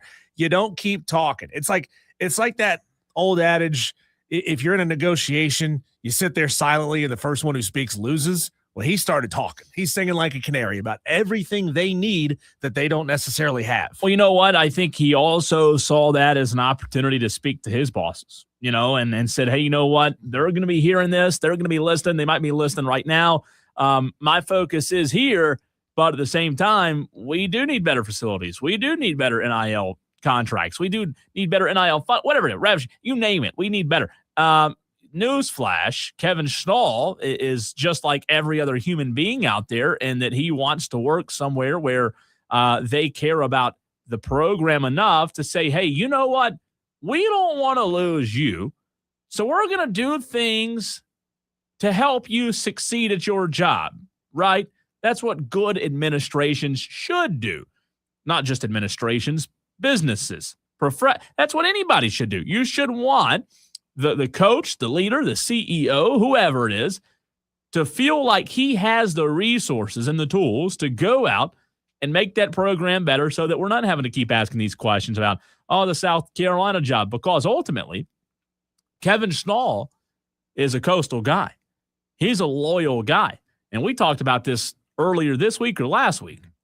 Loyalty is great and all, but The moment you don't feel like you're appreciated, the moment you don't feel like management cares about what you need to be successful at your baseball program, the moment money becomes a factor, loyalty out the door. And adios. Joe Moglia and everybody else there has to think, we could spend the money and expand Springbrook's Stadium from 2,500 permanent seats to 6,000 permanent seats to put it roughly on the same level as, just for the sake of this argument, Founders Park in Columbia that holds about 8,500 seats. But they're like, what happens if Kevin Schnall leaves, takes another job, just is done, and all of a sudden now we got a 6,000 seat facility that we can't fill? Yeah. What are we supposed to do then? They got to think about all of those things, right? Like, they can't expand just for the sake of getting up that seating number to a level that makes them feel good. They got to think, what can we expand to that's an appropriate number that's not going to cost us a tremendous amount of cash and have us over leverage ourselves here at Coastal? The fact is, Coastal will never have the resources that South Carolina has in their athletic department on an overall athletic department scale. So, Moglia and co, they got to think about these kinds of things, even though maybe Kevin Schnall is saying, man, if I had a 5,000 seat stadium, I'd never leave here. But they have to think, they have other concerns. And how do you think Landon Powell feels? I mean, at a D2 level, he probably echoes that tenfold, right? Sure. I've got you talking, hey, Kevin Schnall, you're fussing about your facilities. Well, you want to come to Tigerville? Hey, Kevin, you want to come to Tigerville and see what I had to inherit when I got here? The comparison would be, the word you would use is palatial. Right. Palatial at Coastal versus what you got, what he had when he started at North Greenville. And that goes back to, and we're going to get to the phones in a second, it goes back to something I've said this whole time about Carolina job. Newsflash, good coaches do more with more resources. Kevin Schnall, be a better coach with more resources. Landon Powell will be a better coach with more resources. People think, oh, he wanted D2, can't win. Give that man that kind of resources that Carolina has. I can promise you, doesn't matter if it's Schnall or Powell, it doesn't matter.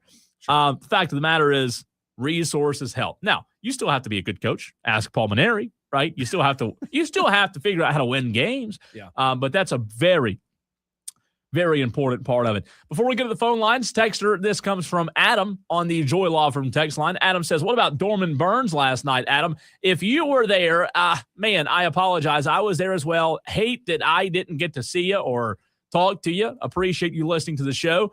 But a very good game, a very elite Diesel high school baseball game last night with Connor Wells on the mound for Dorman, who was an LSU commit. He's just a junior, by the way. And Dorman's got Arkansas commit, LSU commit. They've got some studs. And Connor Wells went like over 100 pitches last night, I think, for Dorman. Had a great night. Dorman won 5-3 over Burns. A good Burns team, a little bit younger than Dorman, but a very, very, very good Dorman baseball team that's got some studs that I think will have a chance to make a very deep run in the postseason. So, Adam, it was a great game. It was a great high school baseball environment. The crowd there was just phenomenal. Hate that I didn't get to run into you, but it was a really good baseball game last night. Let's go to the phone lines. Let's talk to Tom in Somerville. Tom, how much would you invest in the future possibility of Kevin Schnall coming to Columbia? I'd be all for it, Would you be willing to bet on it, though? Well, if y'all know me, I'll invest in just about anything. So, I probably would, Diesel. What's up, Tom? What? What's on your mind today? What'd you call it? What's on your mind? Well, what y'all were talking about Schnall and resources, and I don't know if y'all saw it today, but did y'all see the Campbell head basketball coach when he stepped down? He's only been there a year. He stepped down to take an assistant job, and in his farewell letter, he straight up called out the athletic director, and he said, the reason I'm no longer interested in coaching here is because the athletic director straight up said we are not funding basketball with any more money. He put that in his farewell letter. Yeah. So, these coaches at these smaller schools, like y'all mentioned, it's tough treading. These smaller schools just don't have the funds, and these good coaches, whether it's for a head job somewhere else or an assistant job somewhere else, these smaller schools, they just can't keep good coaches anymore, and I think that's only a sign.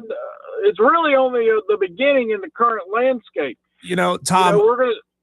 Campbell used to have a pretty dominant wrestling program as well. Not that wrestling costs a tremendous amount of money to maintain. What do they put, like $25 a year into a wrestling program? As long as the mat doesn't have a hole in it, you're probably okay. You don't have to spend any more money. But they basically gutted the funding for the wrestling department, and then they came out and said they're not going to fund another sport.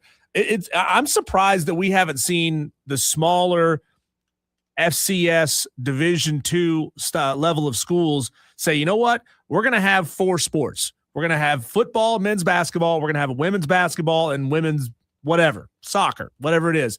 And that's all we're going to fund. We're not going to have 16 programs on campus. We can't afford it. Oh, those days are coming. Those days are coming. And, I don't think it's just at the smaller levels. I think you're going to see it at the power levels. The SEC schools, the Big Ten schools, they're making the money to be able to afford a lot of these programs. Those conference schools are going to straight up say, we'd rather just invest that money into other programs. But, even schools like in the ACC especially, times are beginning. The times are starting to catch up. Money ain't infinite, and all these schools are borrowing all this money to pay these players on basketball and football. Eventually, they're going to have to cut sports. But this is what y'all wanted, Tom. This is what people wanted. They wanted players to get paid. This is what you wanted. Yeah, exactly. It's what I wanted. And I'm glad we're in this era, because if I'm honest, and I'm an honest man, I couldn't care one little lick about wrestling or soccer or tennis. And if the University of South Carolina, wants to win a national championship, we all know it ain't going to happen in football anytime soon. It probably ain't going to happen in basketball anytime soon. So if that means more money for baseball, let's get this thing back on track.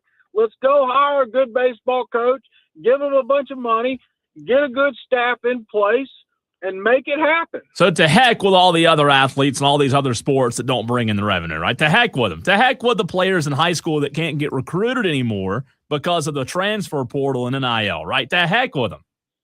Well, in the world of life and business, sometimes tough decisions have to be made, whether it's right or wrong. The money's got to come from somewhere. What if you're what if little Timmy or little Johnny, your son is a tennis player? Oh, to heck with him. Sorry, man, you're SOL. We got to get our baseball team back on track. I know it sucks. It sucks. It doesn't suck for you. It sucks for them, Tom. I know it does. So you're willing to take away their opportunity at a scholarship and a better life so that you can win a couple more. Your team can win a couple more games every year. Well, I'm just saying these are the decisions that are being made in athletic department offices. It ain't me making the decision. If it was me making a decision, that would have been done long ago, and I probably would have gotten fired. That's probably why I'm not an athletic director. Probably so. Tom, thanks for the call. Good stuff, Tom. Tom in Somerville. A little bit of breaking news related to money. The South Carolina Senate voted 30-12 to override McMaster's veto of the bill to keep universities' revenue-sharing diesel contracts with athletes secret. The legislation also exempts athletic programs from disclosing how much they spend on contracts per sport, which McMaster took issue with. So, in summary, rev share contracts in South Carolina will remain secret after a Senate override, and that is very big news for the South Carolina and Clemson athletic departments. That is fascinating. It came from the Senate. They approved it. They sent it to the governor. He said, "No, we're going to keep this thing public." I don't like this, man. I very seldomly side with Governor Foghorn Leghorn Henry McMaster himself. But on this one, I do side with him. Unfortunately, my side lost. Yeah, and he tried to block the bill, right? Yeah. Lawmakers had enough votes to force it into law anyway. So if you don't know, if you're not familiar with it, Tolos, basically it lets universities keep NIL, revenue sharing contracts with athletes private. Yeah. Schools do not have to reveal how much they're paying athletes. They also don't have to disclose how much money each sport is spending on those deals, right? So a lot of people say it protects schools from competition. I think they don't want the public to know just how little they're investing in sports that are not football and men's basketball. I mean, usually you can FOIA and get that kind of information. And I'm making these numbers off the top of the head, that the football department is getting the lion's share, the 50, 60, $100 million a year, whatever its budget is. And you can find out that the tennis team, since Tom brought them up, they're only getting $40 and a packet of dry Gatorade powder. Big League Chew. It's Big League Chew. You can look at it and say, oh, that's awful. That's all. We got to get these tennis players more resources than that. Now you're not going to be able to get that information. It's private. And I think that's what Governor McMaster was saying in his side, and people who do side with him, Diesel, like you said, is that, hey, they want transparency. They want transparency across the board. And with this now being the way it is, there's no transparencies because, like you said, you don't really know what's being spent down there below those NIL deals. So what's the – and we gotta find somebody in government to ask this question of what's the benefit of making it private? Like, what are we gaining by making it private, by not making it public? Dan brings it up. If that doesn't show how shady any government people are, why would state Congress want the monies hidden if they are state schools? I mean, I want to know how money in my state is being spent. Yeah, I would imagine it has to come down to recruiting and a competitive advantage, right? Like, and I'm just thinking through this out loud, Diesel. So you ask why or who it benefits. If it's public, maybe a rival school in Ole Miss or South Carolina could see that X players being paid $400K, right? They could outbid them, turns into a bidding war. I'm just thinking out loud. Maybe that's an advantage to having it private, right? Is because now you don't have to worry about bidding wars with other schools seeing what you're paying them, offer them $100K more, $200K more. That's the first thing that comes to mind in terms of why the athletic departments would want to keep them. And maybe, I don't know, maybe there's more to it. I think it's a good question.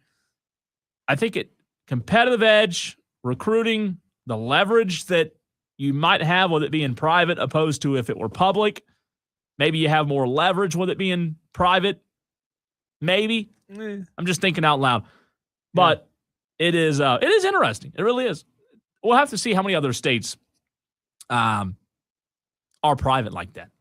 Yeah. Really. And I would imagine, Diesel, also that this is a part of it we hadn't talked about, but I think word probably gets out from an internal standpoint. Do you want all of your players within the locker room knowing how much everybody makes? Then having the locker room be about money or this play out? Maybe they already know. Yeah. They might already, I don't know. They might tell them. Hey, kids put this stuff on TikTok. Yeah, so I don't know. I'm pretty sure if the third string defensive lineman who's driving to practice in a beat up Toyota Tercel sees the starting quarterback show up in a G-Wagon, I'm pretty sure he knows that quarterback's making more money than him. Yeah. I don't know that you got to hide it. I think it's pretty obvious. I'm telling you what, it's interesting. It really is. G-Wagon compared to a Corolla. Yeah, you might be making more. What about a Pontiac or what was it? Dabo Sweeney had some epic car references Saturday in the post-game availability after the spring game. He went like full car, man. I got stuck behind a Pontiac. You don't see him on the road very often anymore. It's surprising that they went out of business. But I got stuck behind a Pontiac today, and the rear end had no springs. It was just bouncing. Oh yeah. Hydraulic, kind of natural hydraulics. Yeah, natural. Car was twerking at me. It was. Tolos, let's dive into the Tiger Woods conversation. For those of you that just tuned in, we talked about it about an hour and a half ago, but it lit up the text line, and we've got to get to those text messages as well as your thoughts. If you just tuned into the show, what are your thoughts on Tiger Woods stepping away from the game? We'll get into it next.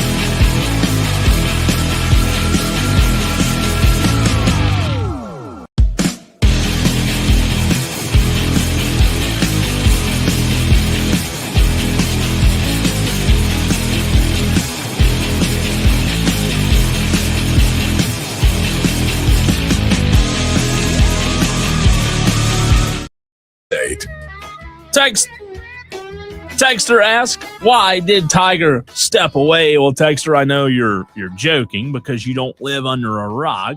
So I responded back to the Texter Diesel, and I said competitive edge. He had to give somebody else a fair shot at the Masters. We all know Masters or Tiger was going to come back and become Masters Tiger, just sweep the field. Mm-hmm. Sunday Red was going to break out.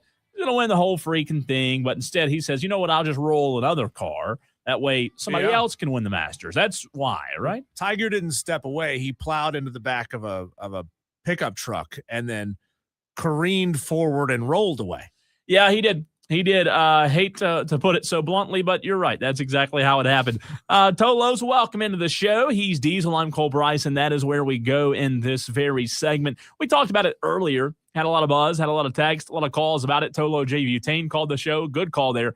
But Tiger Woods leaving the game of golf for treatment, and a Florida judge ruled on Wednesday, Diesel.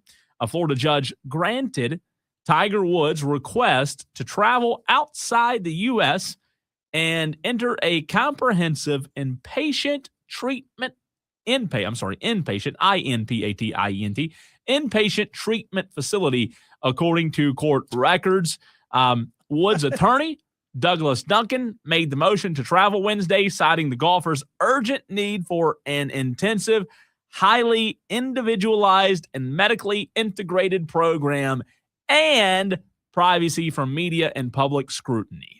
This inpatient facility just so happens to be in Cabo San Lucas, Mexico.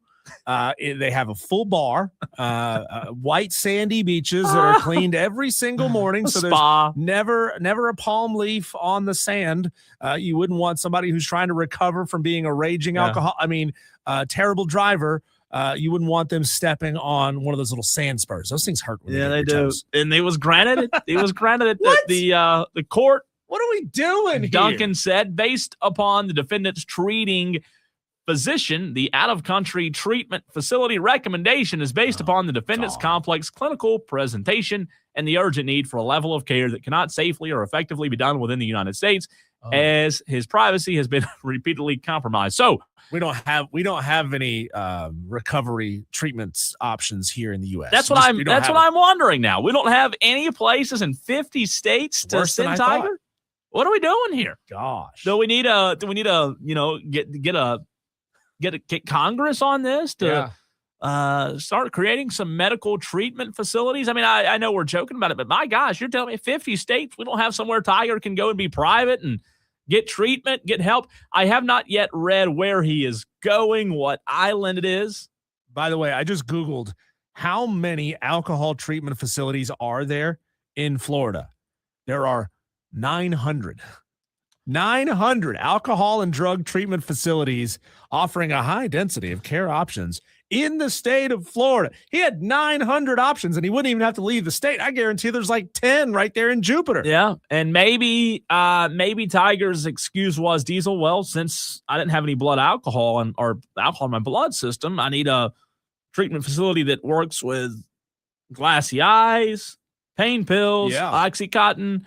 I'm sure alcohol has been a problem in the past. I know it has, even though it wasn't this past time.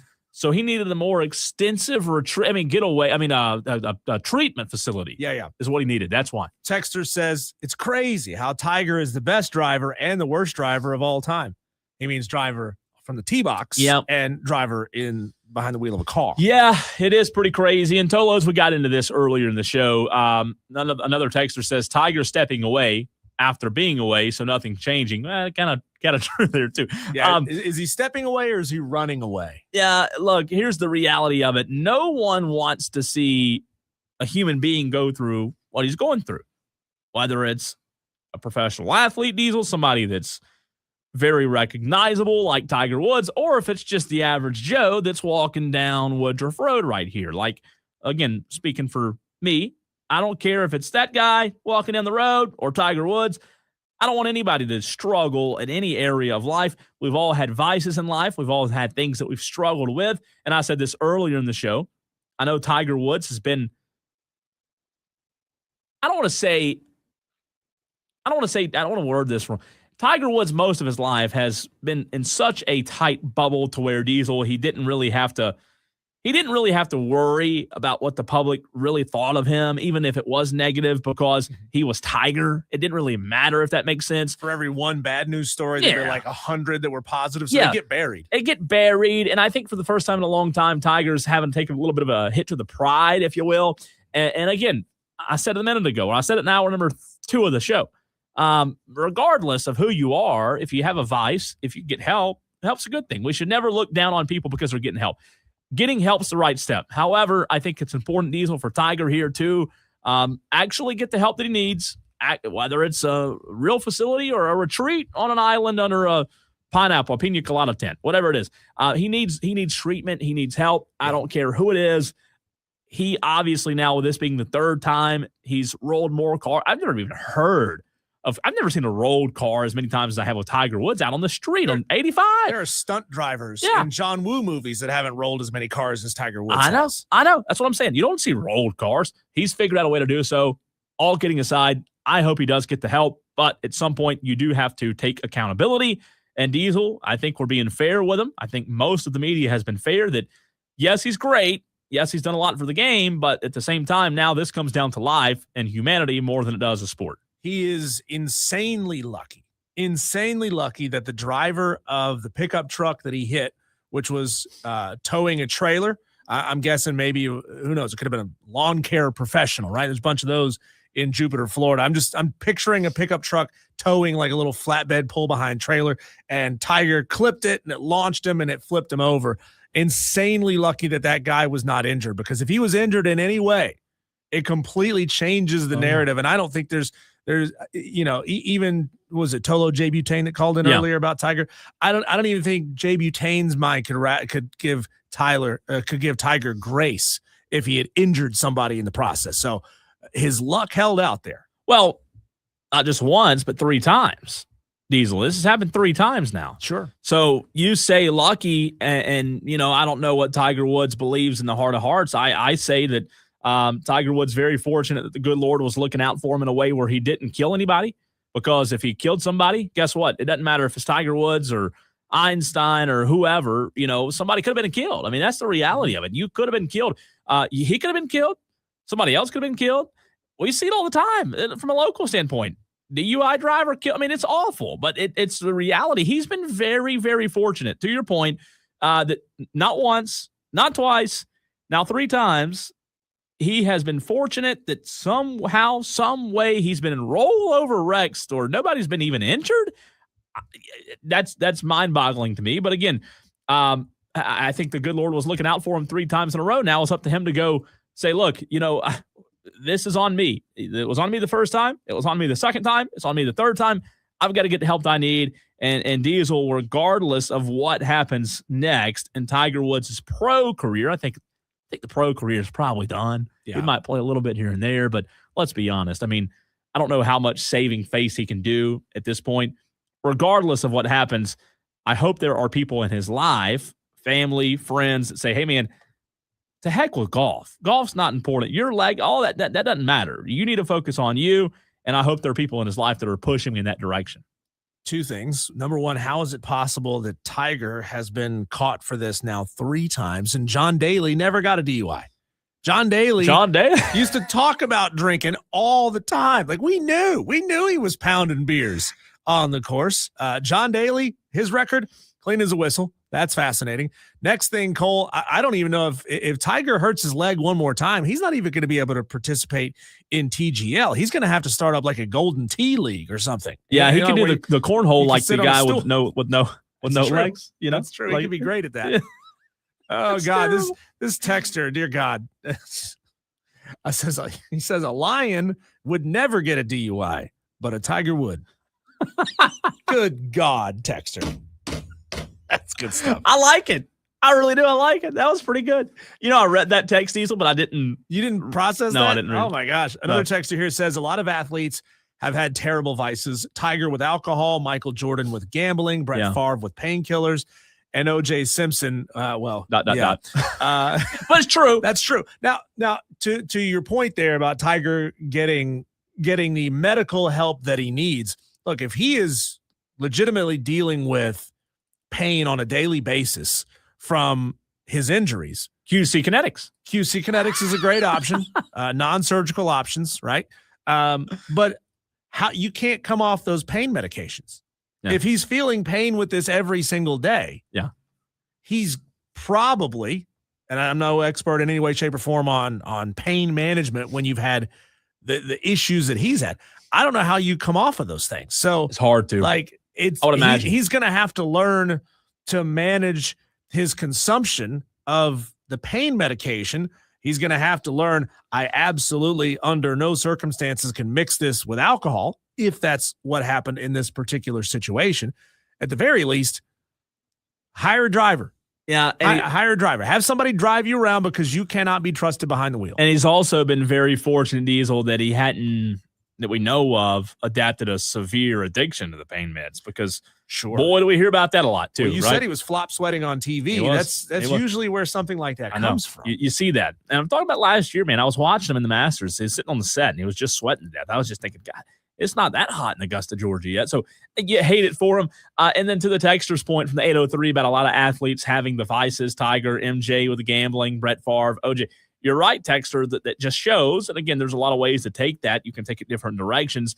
My thoughts, my opinion is it shows, texter, that it doesn't matter how big of an athlete, how great of an athlete you are, how big of a superstar, nobody's above life, like what we all deal with in life. And Tiger's is bad. MJ's was really, really bad with gambling. I mean, you know it. We've talked about it before. The ties, Diesel, that are alleged ties to his dad and his dad's murder with the gambling, like it got bad. If you hadn't watched The Last Dance and Brett Favre and OJ, just goes to show, being the greatest athlete in your sport doesn't mean you're above the everyday struggles that you and I have and everybody else has. So it's unfortunate. But again, it goes back to this. There's nothing wrong with getting help. If you struggle with something, getting help is a good thing. It's not a hit to your pride. It's a good step in the right direction that, hey, go get help, figure out what's going on, and figure out how you can be better because of it. Who do you think got farther off the ground? Tiger when he flipped his car, or the space shuttle that's going to launch in like 2.5 hours here, Cole? I would say at first Tiger, because it happened probably so quick. Yeah. Right. Are we going to be able to see this thing? I don't think so. It's all the way in Orlando. Oh. I don't know. This is awesome, though. I mean, think about this. How is this not getting more coverage? And by the way, I'm not talking like a Challenger explosion joke. I'm just saying, like, what if the mission gets scrubbed? It could happen. I think it is supposed to launch here in like an hour. Dan, you probably know. You're a pilot. You're more into these things than probably Cole and I are. But this is fascinating stuff. We haven't sent a human mission to the moon in like 50 years. So this is wild stuff. Yeah. There is a local connection. Reed Wiseman is on the spaceship. Cool. And a friend of mine is a friend of his. He's done a lot of training with him. Reed's been here not like training here, but it's cool to see like a friend that's going to the moon. It's like, wait, that's awesome. I saw it on Facebook and I'm reading the post right now. And I'm like, wait a minute, that's pretty cool. That I've never heard that before. So kind of jealous, maybe a little bit. I don't know if I would do it. I mean, it would take to go to the moon. It takes some kahunas, right? Yeah, but you could talk me into it. I think you could talk me into it. Yeah, I mean, most of these guys, they've already taken multiple space flights before. Most of this crew have been on the International Space Station a couple of times. But I was watching about this last night, Cole. You don't just blast off from Orlando and point it straight at the moon. You have to do a couple of laps first, right? It's like you got to do the low Earth orbit, pick up a little bit of speed, and then you got to go a little bit farther out and kind of make an egg shape around the moon, and then pick up a little more speed, and then use that to rocket yourself to the moon, and then they just loop around it and come back. I'm reading the post now from my buddy who's friends with Reed, and Reed is on the ship that they are. There's a lot in this post, but they are supposedly having, you have to be together. I don't know again, I'm not an expert. You have to be together. Like the crew has to be together for a certain amount of days beforehand. Mm-hmm. I don't know why. I'm reading about it. It's fascinating. I think it's to make sure everybody has the same same pathogens or don't have any outside pathogens. You don't want somebody getting sick in a space craft that's flying to the moon. It's only 9 square meters. Yeah. Which is not big at all. I know we don't think in meters here, but 9 square yards. That thing is tiny. It's like being with 4 other people in a glorified phone booth for like a week. Yeah. Dan B has called in. He maybe is the expert on this. Dan, what's up? Well, I wouldn't call myself an expert, but I watch a lot of these launches. Some of them, if they go northeast enough, we can see them, but it usually have to be a night launch, and you're not going to see much. You're going to see it after the main booster rocket's already separated, so you're just going to see a tiny little dot moving through the sky. Yeah, but yeah, today's launch is going more of an east direction. There are, I think it shows Savannah is about as far north as someone could see it, but yeah, no, it's 45 minutes or so. Are they going to stop anywhere on the way, like McDonald's or anything on the way there? Yeah, no, not drive-through. Can you hit a drive-through in a spaceship? No. You can't roll down the window in zero gravity. Someday. Like a number 8, please, large fry. Side Coke. Right. There'll be a station between the moon, and you can stop at. And, I just wonder what will be the first fast food restaurant to have a location on the moon. Well, it's got to be McDonald's, right? Because we're going to settle the moon sometime soon. Maybe not in our lifetimes, but it's going to happen. I don't know. Just wait till see what Elon, if he were to buy into some restaurant, I'd bet on that one. I don't know. That'd be a good question. Hey, Dan, how come we're not putting a lunar module down on the moon? Are we planning on doing that? Do you know? Anytime soon? This is a practice run. Yeah, the third Artemis 3 in a couple of years, I think. Might be next year. I forget the timelines, and they change. But the next mission should be we're going to touch down on the moon. Cool. Who could be on the moon first? McDonald's or Buc-ee's? I mean, seriously. I mean, Buc-ee's is starting to grow its footprint. They'd have to make a lot bigger bubble, though, to put a Buc-ee's on the moon. Moon brisket. So it'll land. It'll not land. I know it's not landing. It'll. I'm sorry, Dan. You said it'll get to the moon when? I think it's in a few days. I think, like Kesin was saying, it's going to lap Earth a few times, and they're going to do some random burns where it gets higher and higher up, and then eventually it'll do a sling, like not the slingshot, but shoot toward the moon, and then it's going to go around the moon a few times and kind of do that same thing and come back. Do we know if they practice this maneuver with sugar packets on Nicole Kidman's thigh? I just want to know what they eat up there. What do they eat? I mean, what do you eat when you're in space? I mean, I don't know. Is it like when you go camping, you have all the MREs, prepackaged food? You know, I mean, what do you eat in space? So. Yeah, I think it's a lot of that. A lot of like they're like tubes of stuff. It's probably not the greatest. Brisket puree. Like on the space station, they might have the ability to like. I'm just making stuff up. Honestly, cook a steak. They do have. They do have a treadmill though. I saw in the video what they do is they mount a treadmill to one of the walls. I guess it doesn't really matter which one you mount it to, and then the astronaut who's running puts on a belt. They hook the belt to the treadmill with like little bungee cords, and that's what holds you down and you run. God, that's weird. Also, so you don't your muscles don't atrophy in space. I Googled it. It is packs, like, camping food packs, how it's prepackaged. Freeze-dried meals, snacks, nuts, granola bars, peanut butter, drinks and pouches, no soda cans, no loose crumbs, no Dorito, salt and pepper coming. No Pringles. Yeah, Pringles. No. Gee. It says salt and pepper come in liquid form. That's that would be weird. Yeah. That would be. Yeah, that would. No Big Mac combo. Just hot sauce, right? Liquid pepper is just a hot sauce. I never thought about that, Dan. That's the first time I've ever thought about that. I mean, that's just like salt water. I mean, I wouldn't want to water down my fries. Oh wait, we don't have McDonald's yet. Darn it. God. By the way, who was your vote, Dan, earlier in the McDonald's? It was Five Guys and who? Five Guys versus McDonald's. Who was your vote? Yeah, McDonald's. You went with me? Five Guys. I'm not a huge fan of the potato wedge type fry that has the skin on it. It's not my jam. He likes the Mickey's. Well, you're wrong, Dan, but we appreciate you calling in. Well, Arby's, Checkers, Rallies, those are all the best fries. Those seasoned curly fries, that's the best fries. The curly. I tried to put Checkers in this thing. Cole said, I've never had Checkers. I never had Checkers. No. To me, they're all the same. Like you can buy the packages in the store of Checkers / Rallies. Oh, we already had the curly fries on there. Same thing, right? Well, it's not a curly fry. He just said it was. No, Checkers is not a curly fry. But you can buy Checkers branded fries.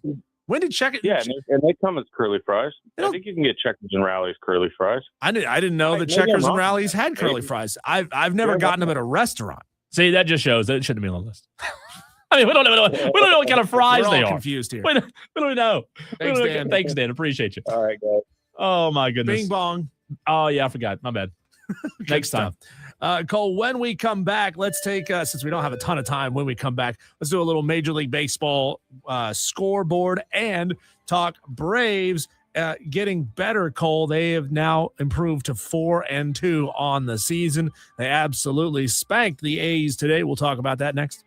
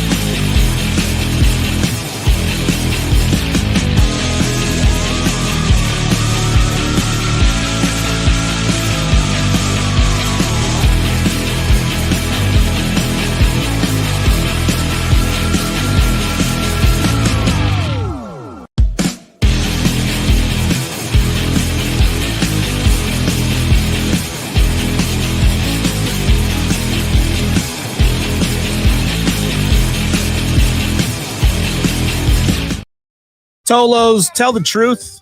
When you text in at 844-FAN-PHONE, have you got by any April Fool's gags yet today? I've seen a few. I haven't seen any yet. I saw one. My favorite local music venue here in Greenville posted that they had sold their venue and they were not going to be. They were going to change it to a country bar, and the owner is going to go, I guess, hang out with Tiger Woods at his retreat. My wife just sent me one. She got because I've been talking about this for years, really, that Greenville needs a loop that goes around the outside of Greenville. Mm-hmm. And she sent me a post from Greenville Threads claiming that there was going to be, sorry, it's not muted, claiming that there was going to be a brand new spur of a brand new loop, 285, that was going to go from I-85, kind of halfway between Greer and Fine Forks, all the way out to Travelers Rest, saying they were going to skirt around Paris Mountain and, seeing the need for more mobility and the growth of Greenville, yada, yada, yada. And you scroll all the way to the bottom. It says they also interviewed 5 local squirrels that say that this new highway was not going to be an inconvenience, and they actually understood. And she sent me a list of expletives that I can't read on the air because she got. I love it. Here I love it. On this April Fools. I hadn't gotten got yet. I'll be honest with you. I hadn't seen a lot of April Fool's jokes today. Do you? Most people, like you would think, would keep their guards up, but I guess we all have such blinders on a daily basis. Yeah. We don't even realize that it's April 1st, and that's how they get you, right? Yeah. So I care more about it being the day of turkey season than I do April Fool's Day. I saw one earlier today that it was a tweet disguised as a Pete Thamel news break saying that they were expanding the college football playoff to 32 teams. And for a split second, I was like, whoa, let me go to the actual app and see if I can confirm this. Because, I mean, you think we're going to get that announcement sometime soon. Braves got the big win 5-1, and that gets them the series win. They improved to 4-2. Chris Sale, absolutely masterful on the season so far and on the game. He is 2-0 with a .75 ERA. Cole, I think that if he can sustain it, get him a nice little pay bump next year. Yeah, if he's alive. I mean, he's getting older. I'm just kidding. I'm kidding. And look at that. The Orioles are playing good baseball. They beat the Rangers 8-3. Pirates beat the Reds 8-3. Phillies beat the Nationals 6-5. And, not a whole lot of the games that our Tolos probably care about. Some big news before we run to a break regarding a local product, Diesel. The official press release just a few minutes ago, the Charlotte Hornets have transferred two-way center P.J. Hall back to Charlotte from the Greensboro Swarm. So P.J. Hall was with the Swarm, the G League. He will now be back on the Charlotte Hornets roster. And we saw him get some action earlier this year as a center for the Hornets and gearing up for the playoff run. It'll be interesting to see if the former Clemson Tiger, former Dorman Cavalier, stays on the roster for playoffs. It really bugs me when they send down these announcements late in the day. We don't get a lot of time to talk about it. Yeah. I love it, though. Love it for P.J. Hall. Good job, P.J. Go to Charlotte and show out. Let's get on a playoff roster. How about that? Diesel, let's get into our number 4 of the show next.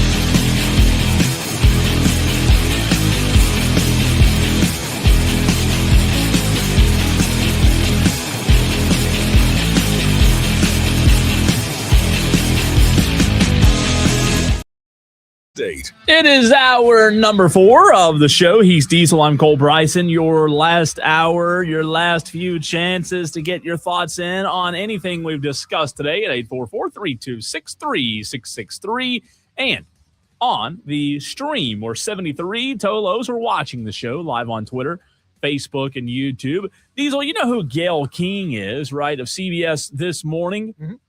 She does a fantastic job.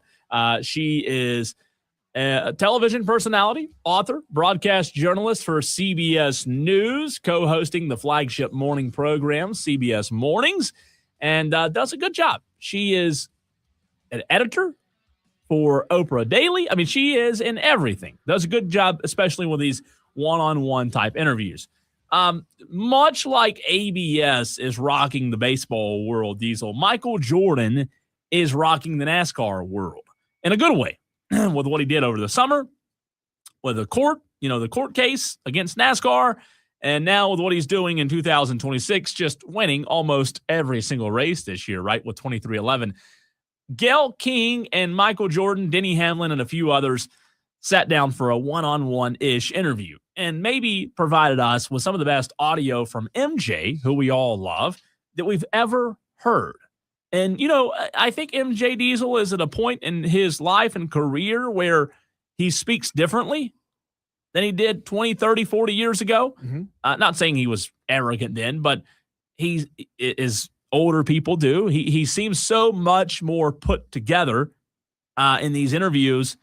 And it's almost giving young folks a chance to fall in love with Michael Jordan all over again, if that makes sense. You got to think a lot of these people never saw MJ play. That's true. And now they're seeing him for the first time. So much MJ footage is grainy, hard to look at, and it's formatted for 4x3, not 16:9. And you try to watch it, it's stretched out and weird looking. You say, ugh, I'll just watch Kobe highlights instead. So a couple of pieces of audio that are just fascinating, really fascinating, with Gayle King, Michael Jordan, Denny Hamlin, Tyler Reddick. And I want to throw some of this audio at you, not an audio blitz, but a deep dive into what Michael Jordan said. Because Diesel, he's still one of those people that when he speaks, people listen. Yeah. Gayle King asked Michael Jordan why he's still so competitive at this age. Why? I'm a very competitive person. Still? 100%. Still? 100%. Why? Because I thought you'd step back, you wanted a quieter life. I think I'm cursed.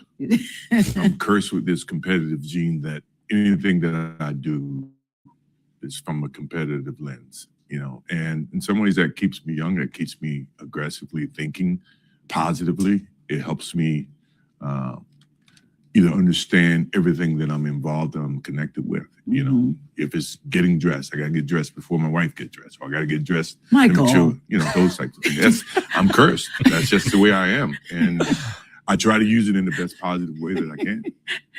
So Yvette's getting dressed and you're like, I got to get dressed before she does. No, I got to get in the shower and get in the bathroom before she comes in. So she doesn't slow down my time that I can get to the golf course in time. I got to drop the kids off. I got all the other things. I'm like, are you okay? Are you okay? Where do you think that comes from? I think that's funny. I don't know. Yeah. I don't know. I think that my appetite to prove as a kid created this competitive thing within me that has transcended and taken over everything that I do. And I think it's a good trait to have, because some people don't have that trait. Yeah. And some people get to get right at the cusp of what success. Do we believe that Michael Jordan only has one shower in his house? Probably more. I would think two. If I have two, I think Michael has two. Right? Yeah. Maybe three. Maybe nine. Maybe nine. Maybe so. This really means, and it can never get over that hump. And I think it helps you evaluate every stage of success. I mean, believe me, I've had my failures in terms of the stages. Yeah. But once I get over it, it's infectious. It's that feeling of, that you've accomplished something. I've gotten to that hill. Yeah. It's a long road getting up that hill. And I think that every time you see me giddy down in the pits, it's because of we're doing it. We absolutely are doing it. We're starting to make a difference in a sport that no one thought we can make a difference in. Diesel, I think he brings up a really good point with this competitive edge.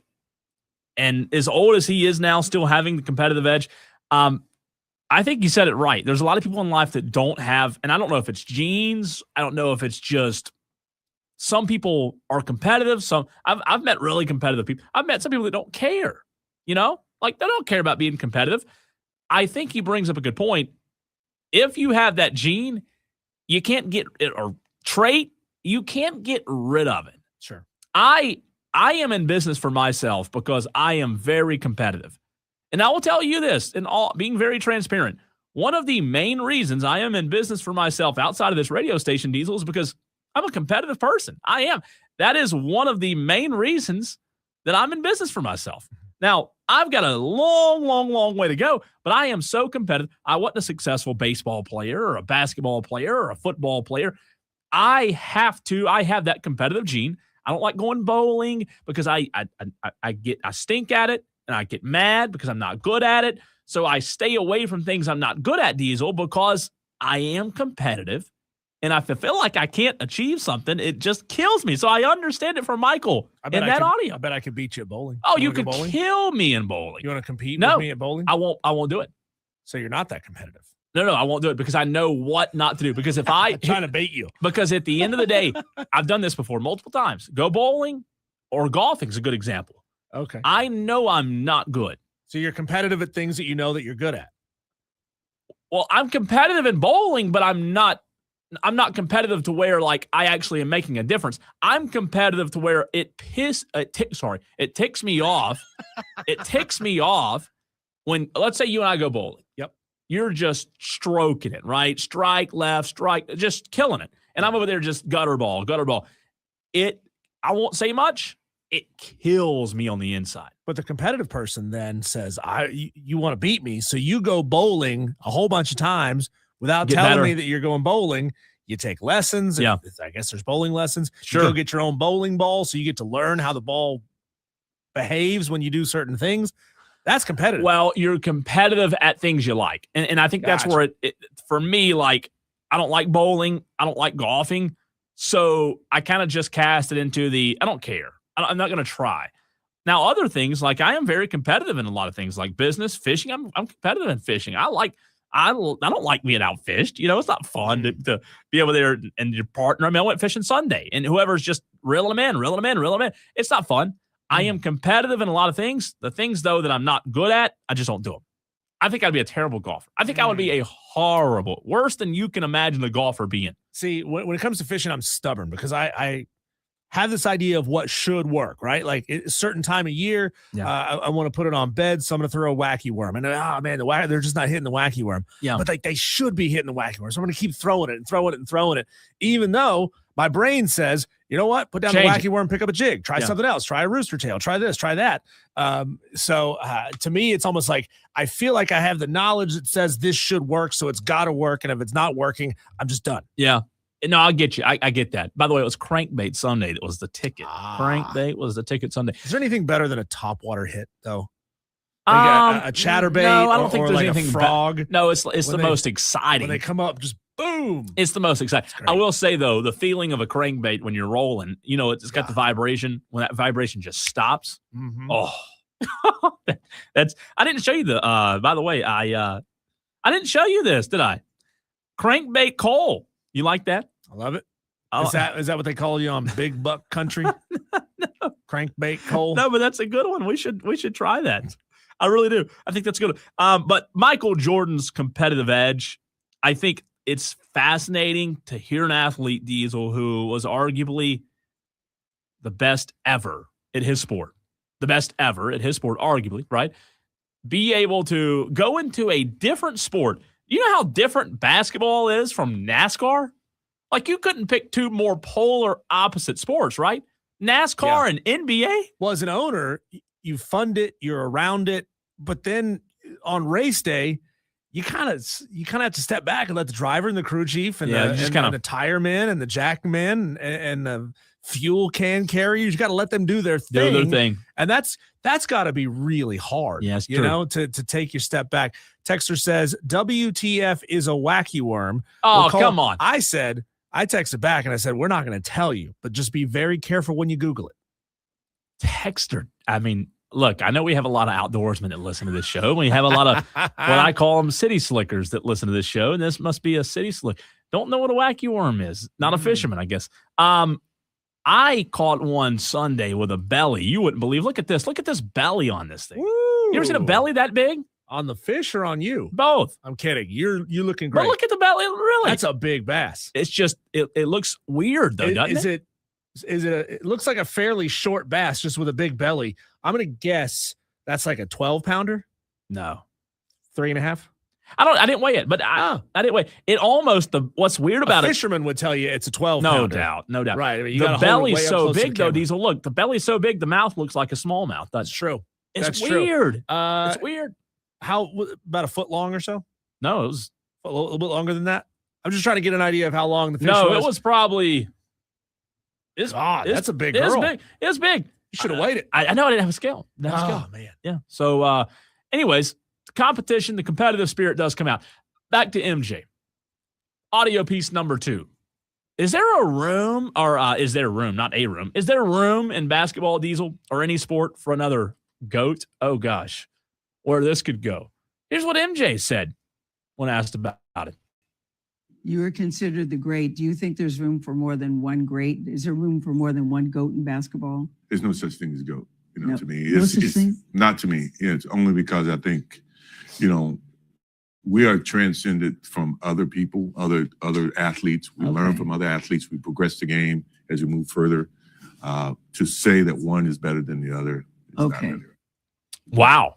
Michael Jordan saying there is no one GOAT. I think that's the first time I've ever heard him say that before. That doesn't sound very competitive to me. Like, I'm the GOAT. Sounds humble, right? Yeah, I am the GOAT. That's competitive. Yeah. But I do think he's on to so many things when the game transcends on a 10-year, 20-year basis. It feels like the game's always changing, evolving. Mm-hmm.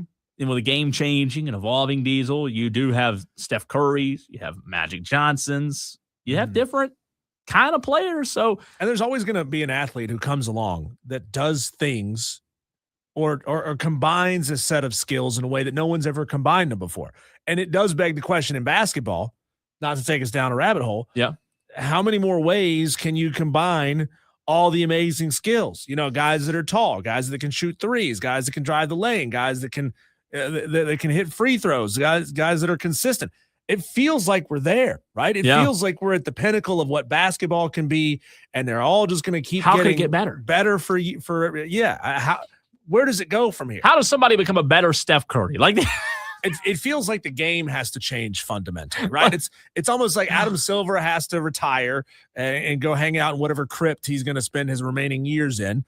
But it feels like whoever the next commissioner is, has to say, okay, we're going back to the old school style of beating and banging and physical basketball. Get that guy from UConn up here, right? Then your game has to change, and you have to get bigger body, probably slower guys out there playing again. What about changing NASCAR, Michael? Changing the sport of NASCAR? Gail King asked him about it in this interview.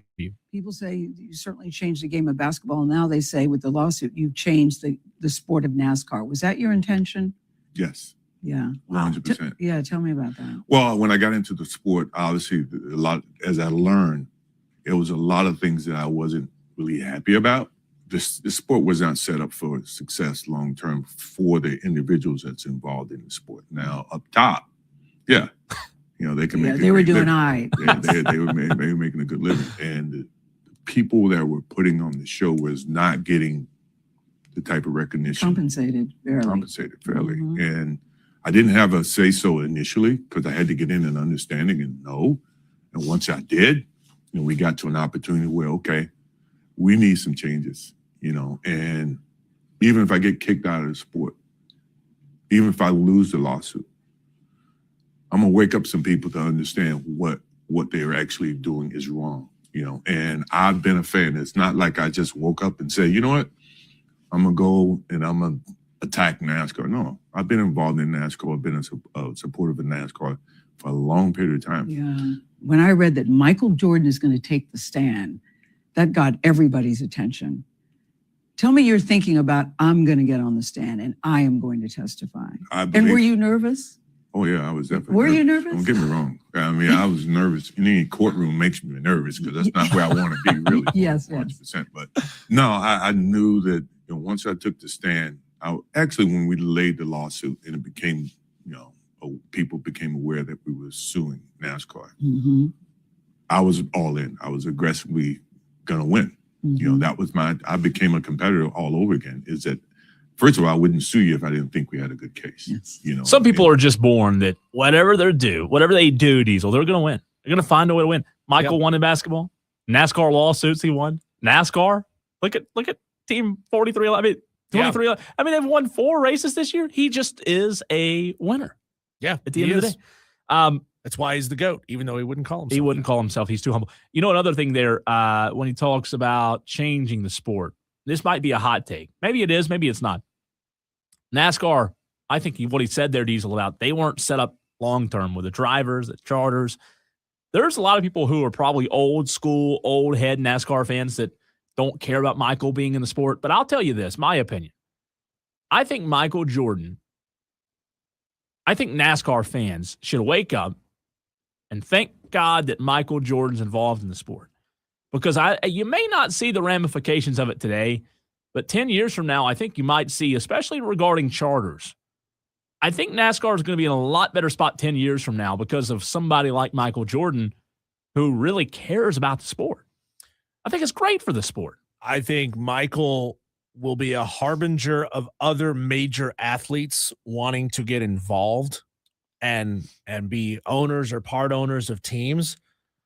It's sort of a double-edged sword of like making it a playground for celebrities and rich athletes. Yeah. Let's say Patrick Mahomes retires and wants to be a NASCAR owner. And so does Tom Brady. And so does this player and that player. And all of a sudden, again, now it's a play thing for rich folks, a place for them to park their money. But at the same time, these are the people that command tremendous audiences and a tremendous amount of attention. And NASCAR desperately needs that. Yeah. Right? I mean, NASCAR had 2 choices. Was NASCAR going to recede and be this kind of sleepy Southern sport that goes to Darlington and Richmond and smaller cities around the South? Or was NASCAR going to try to continue to scratch and claw and grow its brand? Michael Jordan has been an incredible ambassador of that. And I think if, for example, Steph Curry wanted to buy a NASCAR team and other celebrities wanted to buy NASCAR teams, great, do it. Who gives a rip what the 75-year-old who remembers when Darrell Waltrip was winning races thinks about who owns the teams? Yeah, you have to care about the longevity of the sport. Tyler Reddick spoke on Michael Jordan, what it's like to have him in the building just walking around every day. And, oh, by the way, there's Michael Jordan. Michael, you say, I just put up the money, but it's so much more than that. Isn't it, Denny and Tyler? It's so much more than putting up. Yeah. Because one of the guys told me when I was coming in, it used to be, oh, it's Michael Jordan. Now they go, oh, there's Michael. I don't know who said that, but every time that Michael's around, we absolutely love and cherish it. There's so much more than the money. Just the insight and knowledge he's able to share with us from his experiences. One, motivate the hell out of us. You're ready to run through a wall, first off. But then 2, hearing a champion, a winner, a legend tell you these things, and it's like, oh, wow, we're not that far off. A few adjustments, and we're right there. What if you and your job, whatever your job is, Diesel, our job, what if every day your boss was like Michael Jordan, and Michael Jordan was giving you, pointers? Can you imagine being Tyler Reddick and Bubba Wallace? Yeah. Michael Jordan, hey, do this. Oh, okay, Michael, I'll do that. Whatever, it would almost feel like one of those you have to pinch yourself kind of moments. Are you saying our boss isn't Michael Jordan? They're both bald. They're bald. They got that going That's for them. probably the only similarity. Last one, does Michael miss basketball? By the way, you can find this full interview online. Does he miss basketball?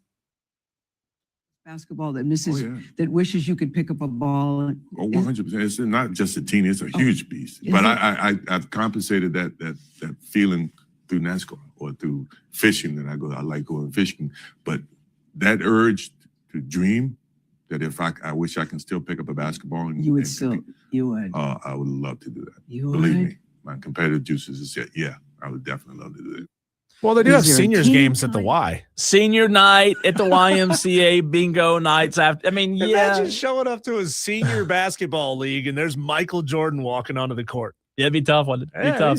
He's 63. He qualifies, but he's clearly better than Herb, the tire shop owner down the road. I just love listening to Michael talk. It's one of those few people. There are a few people in sports, in my opinion, that Diesel, when they speak, you just listen. And there aren't many of them. Michael's one of them. And hearing his intel on a different sport that's completely polar opposite of the NBA, I just think it's amazing what he's done with NASCAR. I know a lot of people probably have a problem. Like you said, who cares? He's been great for the sport. Love it. When we come back, Cole, let's talk South Carolina Gamecocks. A lot of women's basketball because our next guest, Lulu Kesin, is on the ground in Arizona ahead of the Final Four. We'll talk about that with her next right here on the Fan Upstate.